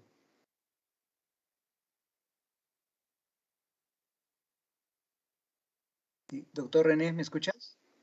René, tienes apagado el micrófono. Sí. ¿René? Doctor René. Ya está. Ahora. Sí. Sí, se regresó tu presentación a la pantalla. Así, si la puedes... ahí estás, adelante. Correcto, sí. Muy bien. Bien, entonces, pues bueno, la verdad yo no le veo mucha salida y no nos podemos poner aquí a ¿qué hacemos? ¿No? La verdad yo no tengo una respuesta. Les decía, no se va a acabar el planeta, va a seguir dando vueltas. Al planeta Tierra, pues, somos tan recientes en el planeta que en realidad no pintamos. Pero sí, lo que sí va a ocurrir es que vamos a afectar a varias especies, vamos a tener un efecto negativo, pero además es un efecto boomerang. Los principales afectados vamos a ser nosotros mismos. Va a haber pobreza, ¿no? Los recursos se acaban y hay un recurso llamado trabajo, ¿no? También yo lo veo como un recurso que además se está agotando. Y esto no va a parar porque, pues, ahora ya todo lo hacemos de manera... Digamos, hay gente que comete suicidio laboral, por ejemplo, estos empleados de los bancos que le dicen, utilice la aplicación en lugar de preguntar, oiga, ¿me puede decir esto? No, utilice la aplicación. Bueno, pues utilizo la aplicación y al rato te van a decir que eres prescindible y no te van a volver a contratar, así de sencillo. Entonces, pues bueno, hay mucho de esto, ¿no? Esto lo puede hacer usted mismo. Y hay también esa tendencia, ¿no? Como un señor que luego viene aquí a podar el pasto, ¿no? Hay un césped pequeñito, donde pues me ha dicho, no, es que esto sale así con una podadora, sale fácil, ¿no? Para no hacerlo con las tijeras. No, pues si tengo la podadora y ya no te contrato, ¿no? Así de sencillo, porque lo hago en 5 minutos. En fin.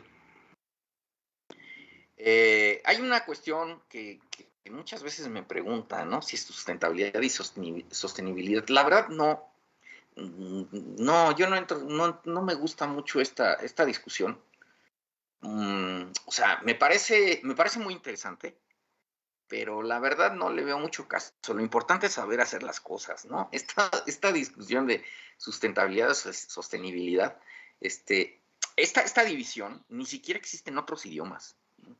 En español pinta mucho, ¿no? Entonces en algunos países se dice sostenibilidad, en otros dice sustentabilidad, y en otros países les encanta la pelea entre una cosa y otra. Muy bien, al final es saber hacer las cosas y no confundirse, ¿no? Esta discusión a veces he visto que es como una discusión bizantina, ¿no? Ahí están en Bizancio discutiendo cuántos ángeles caben en la cabeza de un alfiler, etcétera, etcétera, etcétera.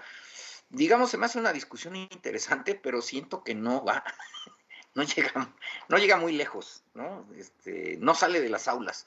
Entonces,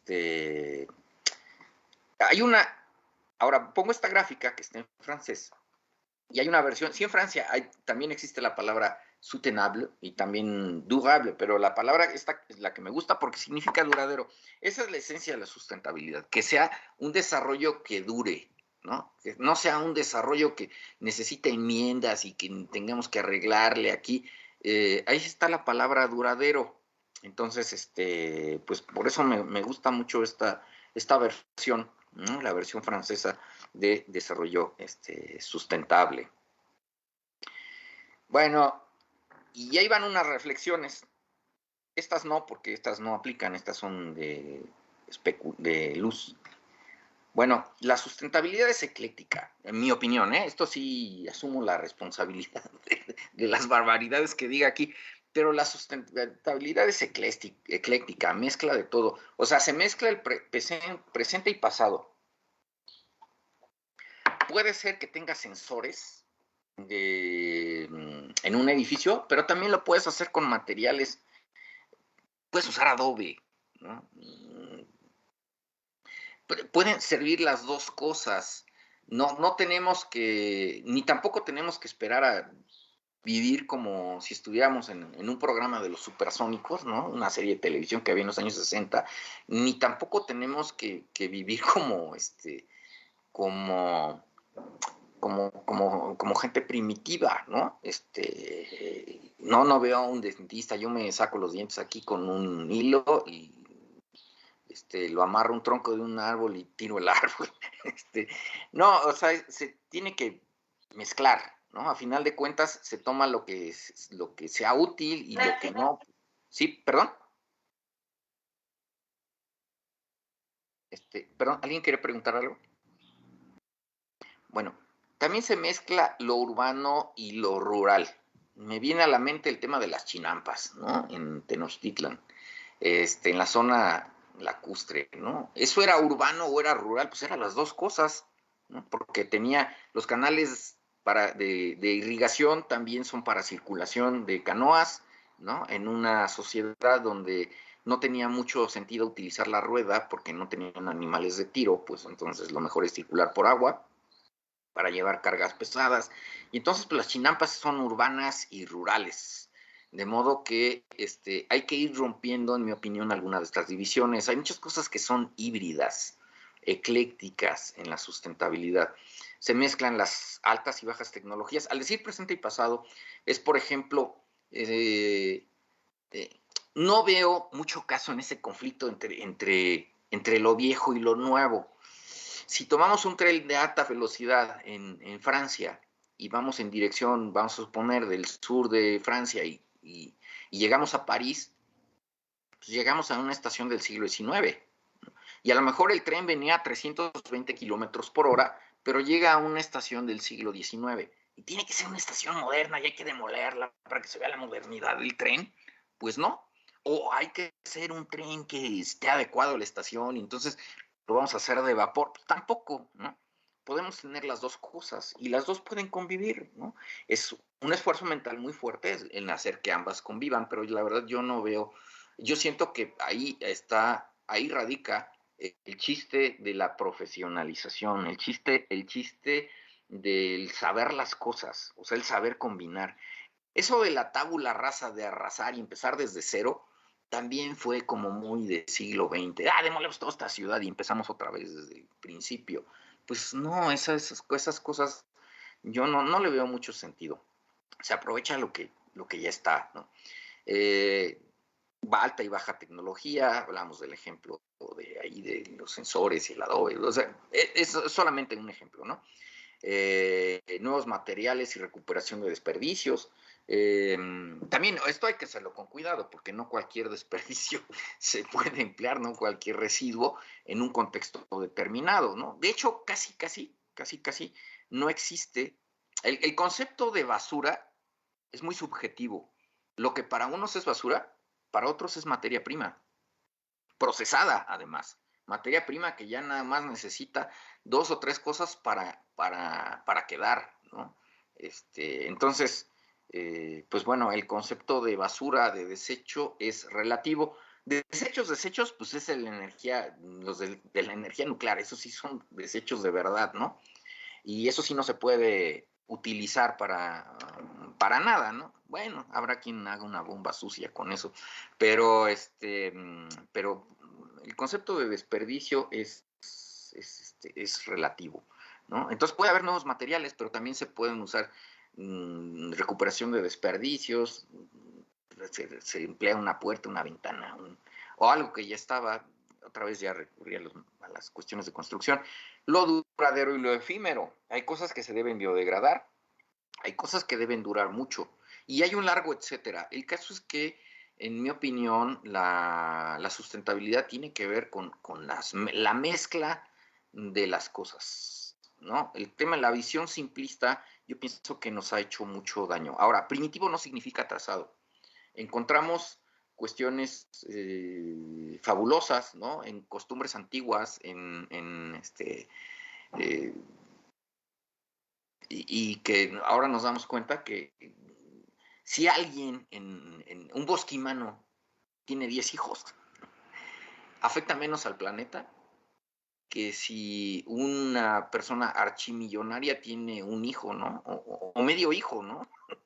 No se puede comparar la cantidad, o sea, es también el tema, el peso de la población, el peso demográfico, esa gráfica también tiene el factor del contexto añadido, ¿no? Hay sociedades donde se consume más, hay sociedades donde se consume menos, en fin. Ahora, no hay que pensar solo en el objeto, sino en el sistema donde se inserta. Yo tengo aquí unos lentes aquí en la mano, y qué ocurrirá cuando se deseche esto, porque ya se rompió el armazón, ¿no? Entonces, ¿qué va a ocurrir? ¿Cómo tendría que ser el armazón? En fin, son cosas que pues, no lo pensé cuando compré los lentes, y tampoco sé cómo solucionar, pero no solo es el objeto, sino el sistema donde se inserta. Las baterías de los vehículos del futuro, si van a ser eléctricos, bueno, pues ya no recargues, es un cartucho que se cambie. Hay que pensar en todo el sistema. Incluso ya hay esquemas hasta de alquiler de baterías, una cosa por el estilo. Considerar la multifuncionalidad o la flexibilidad de uso, llamémosle matar varios pájaros de un tiro, o también pues que poder tener varias cosas a la vez, ¿no? Ahora, no todo es innovar, añadir o construir, también es conservar, reutilizar, desmontar o no intervenir. Si a mí me dicen cómo puedes mejorar ciudad universitaria, yo demolería muchas cosas, ¿no? Desde rejas que hay por ahí, mallas ciclónicas, cosas que afean, impiden el paso. Para ir del IESU a la Facultad de Arquitectura y Diseño hay que salir a la calle, darle la vuelta cuando está una muy cerca de la otra. Solitos nos generamos barreras, no vaya a ser que lleguen las huestes del IESU a invadir la Facultad de Arquitectura, ¿no? Entonces, hay muchas cosas que están ahí por una cuestión que está absurda, ¿no? Las podemos desmontar y mejoramos, y entonces nos facilitamos la vida. Y también está el no intervenir, eso también es una opción, el dejar las cosas como estén. También tiene que meditarse si no se interviene, pero también esa es otra opción. Ahora, la novedad de las ideas sobre sustentabilidad obliga una fe de ratas. Hay muchas cosas donde nos hemos equivocado. Presenté nada más algunas, el tema de las azoteas verdes, los muros verdes, etcétera, el auto eléctrico, eléctrico, los biocombustibles, pero son muchas. Ahora, la receta de aplicación universal es otro legado erróneo del siglo XX. Todo tiene un contexto y también todo tiene un tiempo determinado. No podemos estar usando la receta de cocina. Es más, si hacemos una paella en Valencia y una paella en Toluca, con los mismos ingredientes y utilizando el mismo tiempo y la misma estufa, no nos va a quedar igual. Por una sencilla razón. Toluca está a 2.600 metros sobre nivel de mar. Valencia está prácticamente a nivel de mar. Esto hace que el tiempo de ebullición, bueno, el agua hierve aquí en Toluca a 92 grados centígrados. En Valencia hierve a 100. Entonces, esto hace que aquí se tenga que utilizar más tiempo para que hervir ese arroz, por lo tanto se nos va a apelmazar más fácilmente. ¿Sí? O sea, todo tiene un contexto. Ahora, es imposible la sustentabilidad total porque las cosas van cambiando, incluso el mismo ser humano va cambiando. Lo notamos, de una generación a otra han ido aumentando las estaturas. Hay ropa que no se puede utilizar 2 generaciones después o un mismo patrón porque pues ya cambió la configuración de las personas, ¿no? Ahora, así como ningún producto humano es perfecto, pero todo es perfectible, nada es sustentable, pero todo puede ser mejorado hacia la sustentabilidad. Y bueno, me dijeron que fuera 1:30, ya llegó la 1:30. Gracias, doctor. No, muchas gracias, René, por tu exposición. Y bueno, vamos a abrir una sesión de preguntas y respuestas. Aquí la maestra Aimé me preguntaba que qué comentarios tienes en relación con el uso de paneles solares que tienen celdas solares aquí en México. Ah, sí. Bueno, yo soy un poquito más dado a la arquitectura bioclimática, ¿no? O sea, que si vamos a utilizar energía que sea natural, pero hay momentos donde ya no se puede, ¿no? De noche no vamos a sacar la luz a menos que tengamos unas luciérnagas ahí o algo así por el estilo. Bueno, es que el tema con el panel solar, bueno, son varios temas, ¿no? El tema del reciclaje, ¿no? Está el tema del reciclaje del panel cuando termina su vida útil, la durabilidad de los equipos también, el costo de recuperación que cada año es menor, ¿no? Al principio, todavía hace algunos años, la recuperación de la inversión se daba como en 20 años, algo por el estilo, y se ha ido reduciendo. Me parece bien, pero es que además tiene que estar bien diseñado. Por ahí tengo una foto de un edificio en Barcelona que tiene unos paneles solares en el muro. Esos no sirven. La orientación que recibe mejor, más radiación solar, es la cubierta, de modo que tiene que inclinarse de cierta forma mirando hacia el sur, a menos que esté sobrado el equipo, ¿no? Y entonces lo podemos tener orientado hacia otro lugar porque vamos a alimentar unos foquitos, unos LEDs. Entonces, toda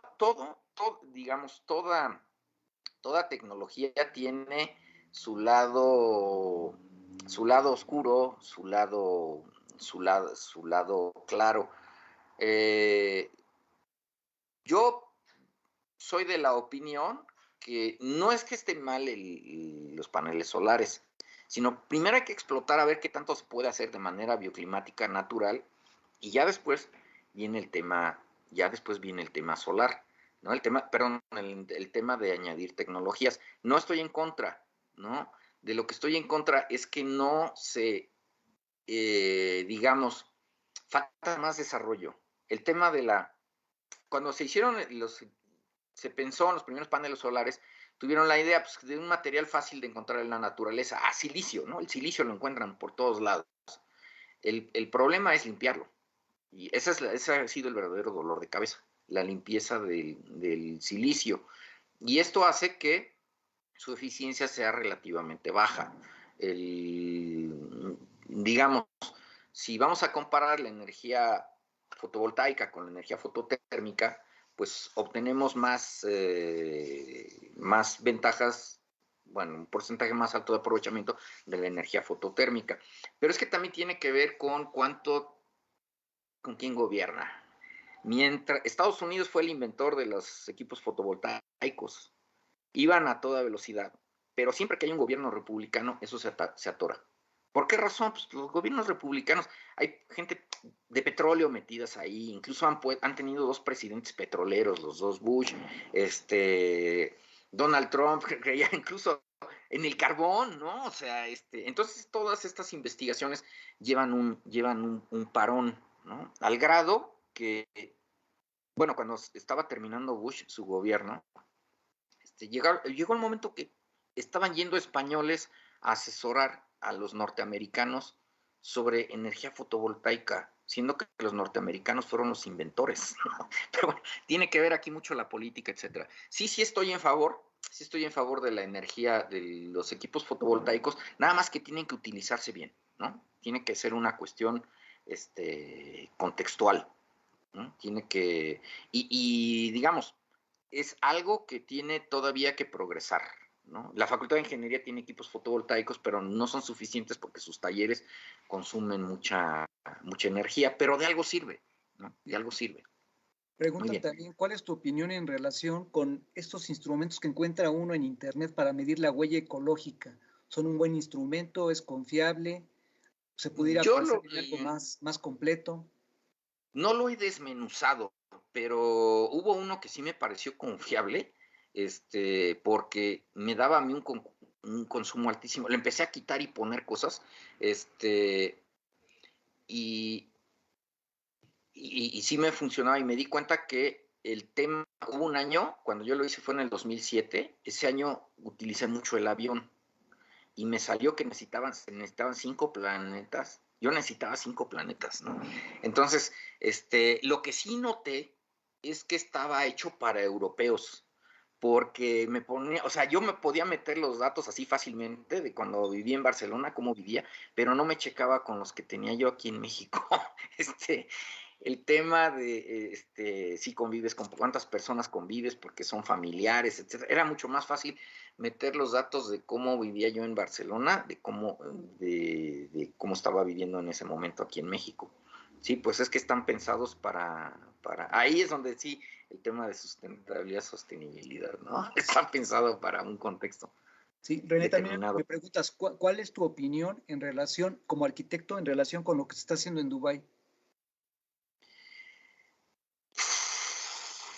No, pues, de hecho yo les digo a los alumnos, si crees que están haciendo las cosas en Dubái, te falta leer mucho, mijo, porque tienen unos embotellamientos tremendos, tienen un efecto invernadero brutal en las edificaciones, o sea, están haciendo, es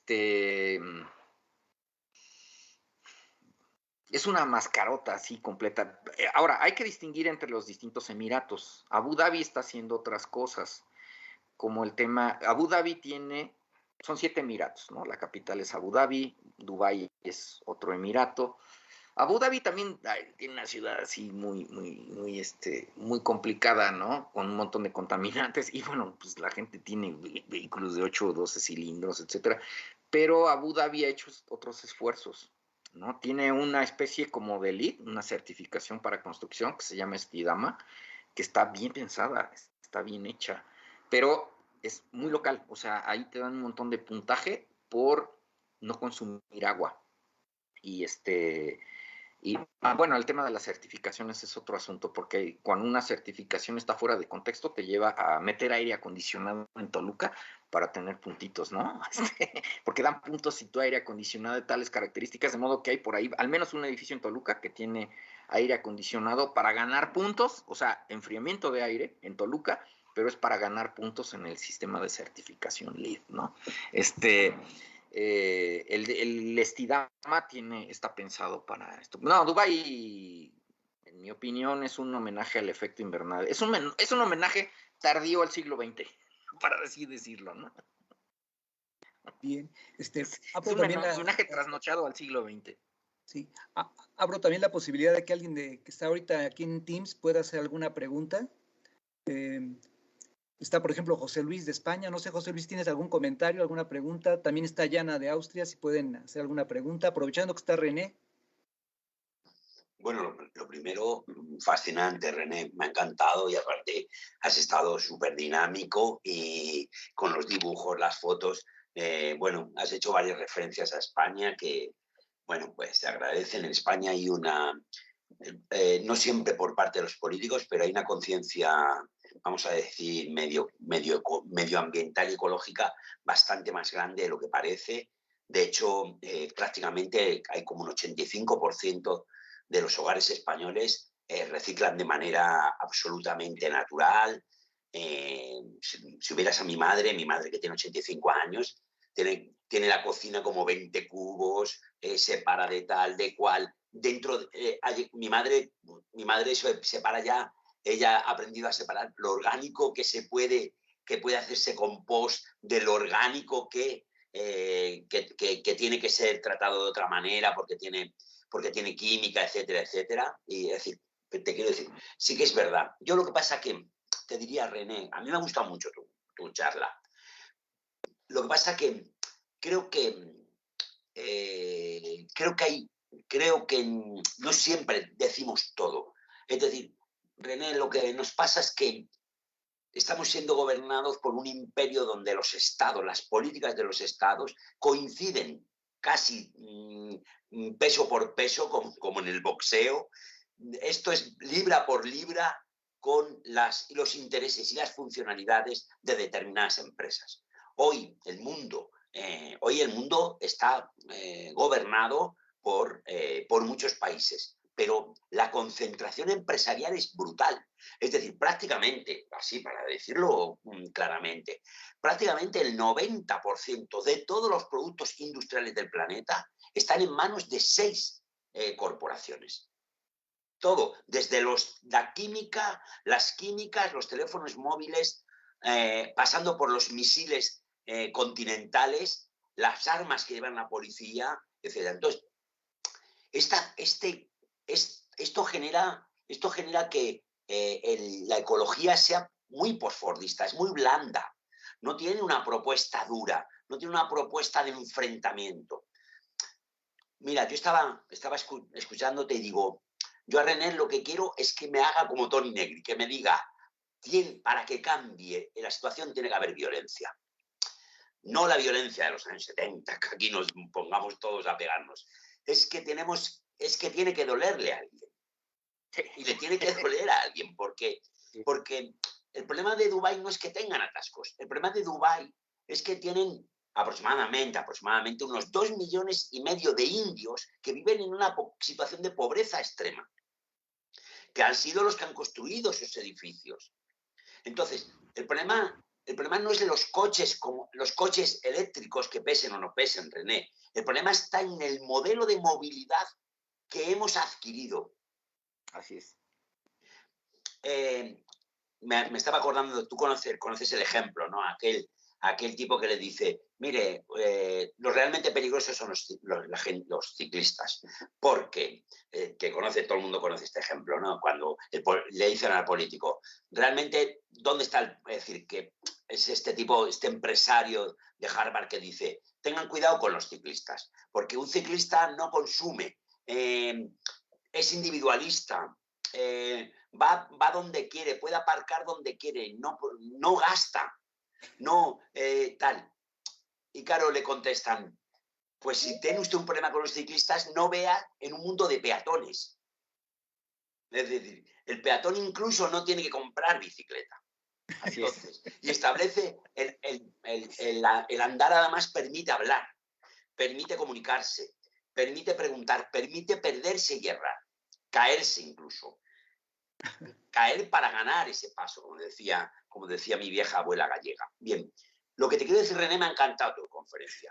Lo que me ha faltado es ese aparataje, que me imagino es la parte B de tu conferencia, que es cómo educamos para el cambio, primero, cuáles son las herramientas en un sistema educativo que no caigan otra vez en un sistema de imperio, y en tercer lugar, sí.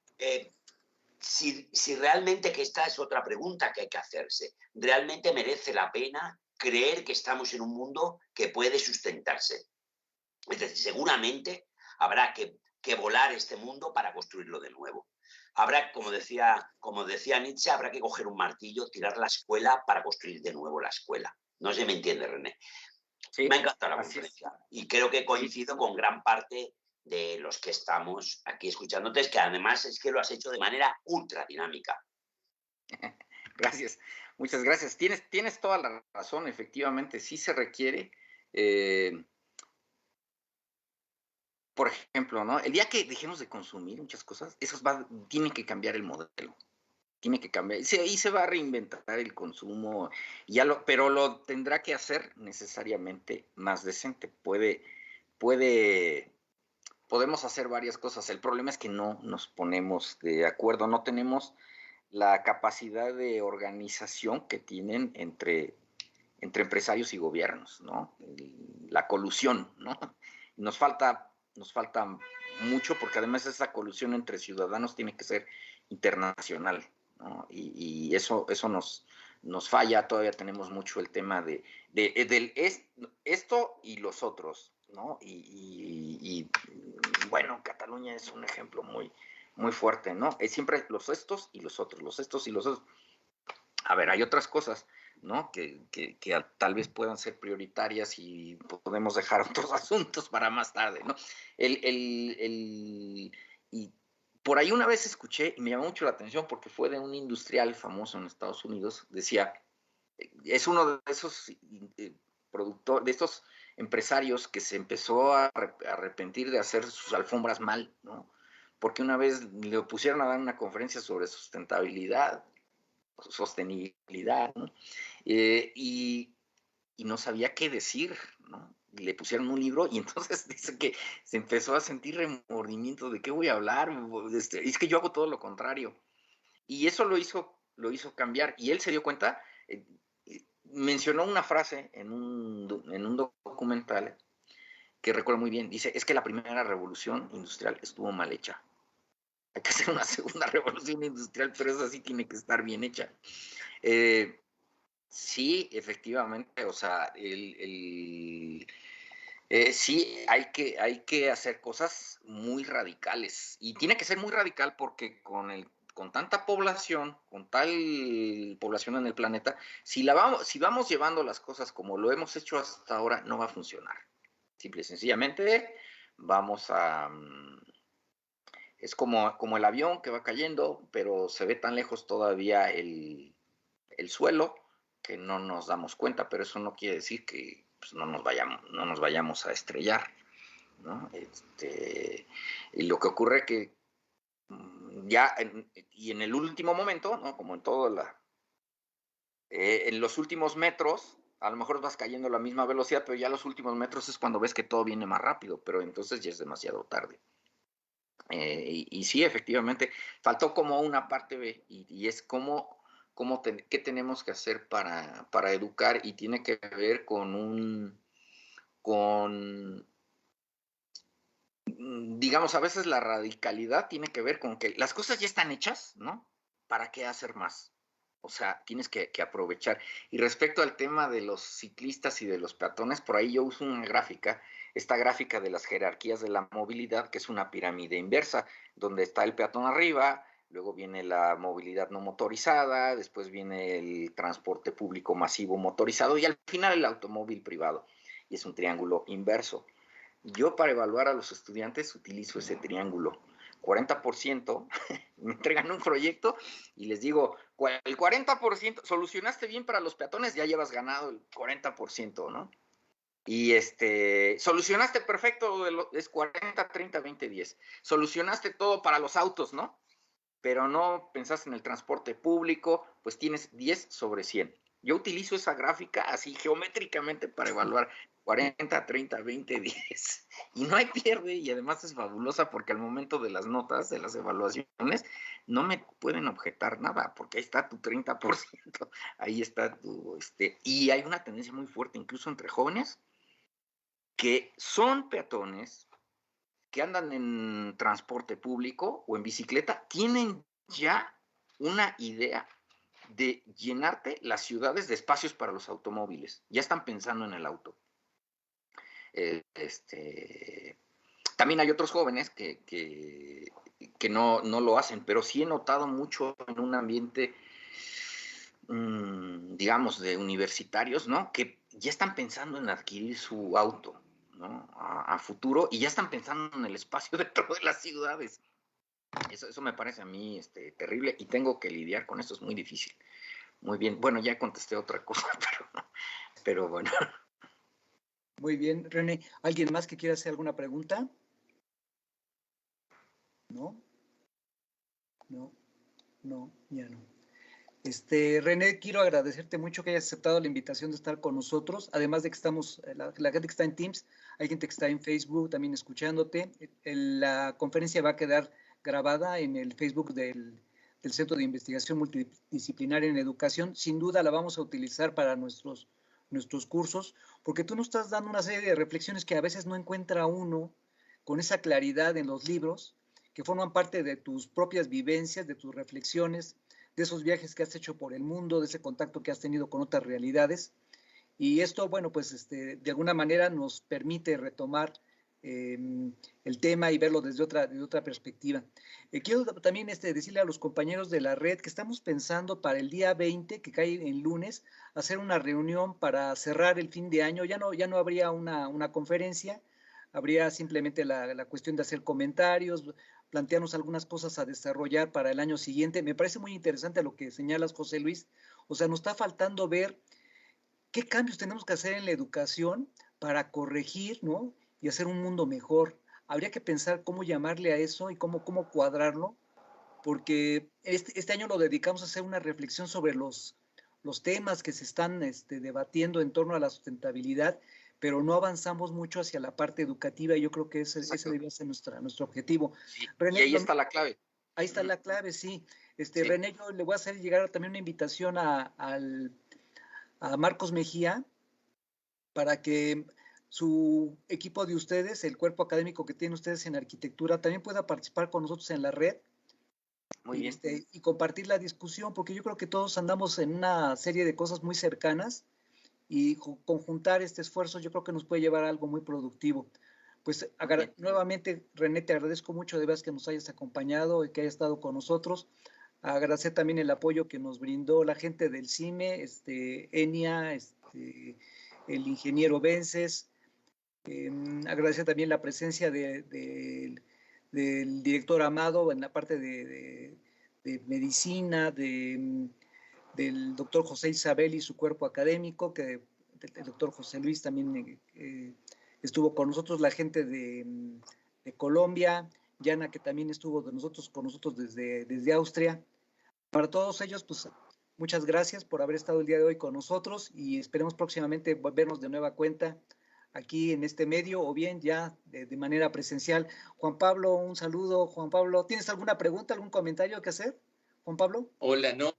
Gustavo, buenas tardes a todos, René, José Luis y todos los demás compañeros. No, muy contento, y coincido, creo que también hay que pasar como a una etapa de planear otras cosas, de unir ciertas intencionalidades, porque si bien es cierto, claro, la red es un campo semántico muy amplio, es un campo donde se desarrollan discusiones muy interesantes. Creo que también hay que pasar a uno un poco más práctico o de otro tipo de planeaciones de acuerdo a lo que quedó hoy expresado y que tú mismo acabas de decir. Entonces estoy totalmente de acuerdo, y pues yo cuente conmigo para la reunión del 20, si es preciso. Sí, gracias, Juan Pablo. También anda por ahí, está caro, creo que va manejando, no sé a dónde va. Sí. Regresando de Puebla, pero no vengo manejando. Sí. No, yo quería darle las gracias a René, como siempre, una plática, una charla muy enriquecedora, que bueno, el tiempo fue limitado, pero creo que da para más. Muchas gracias, René, por participar con nosotros en esta red.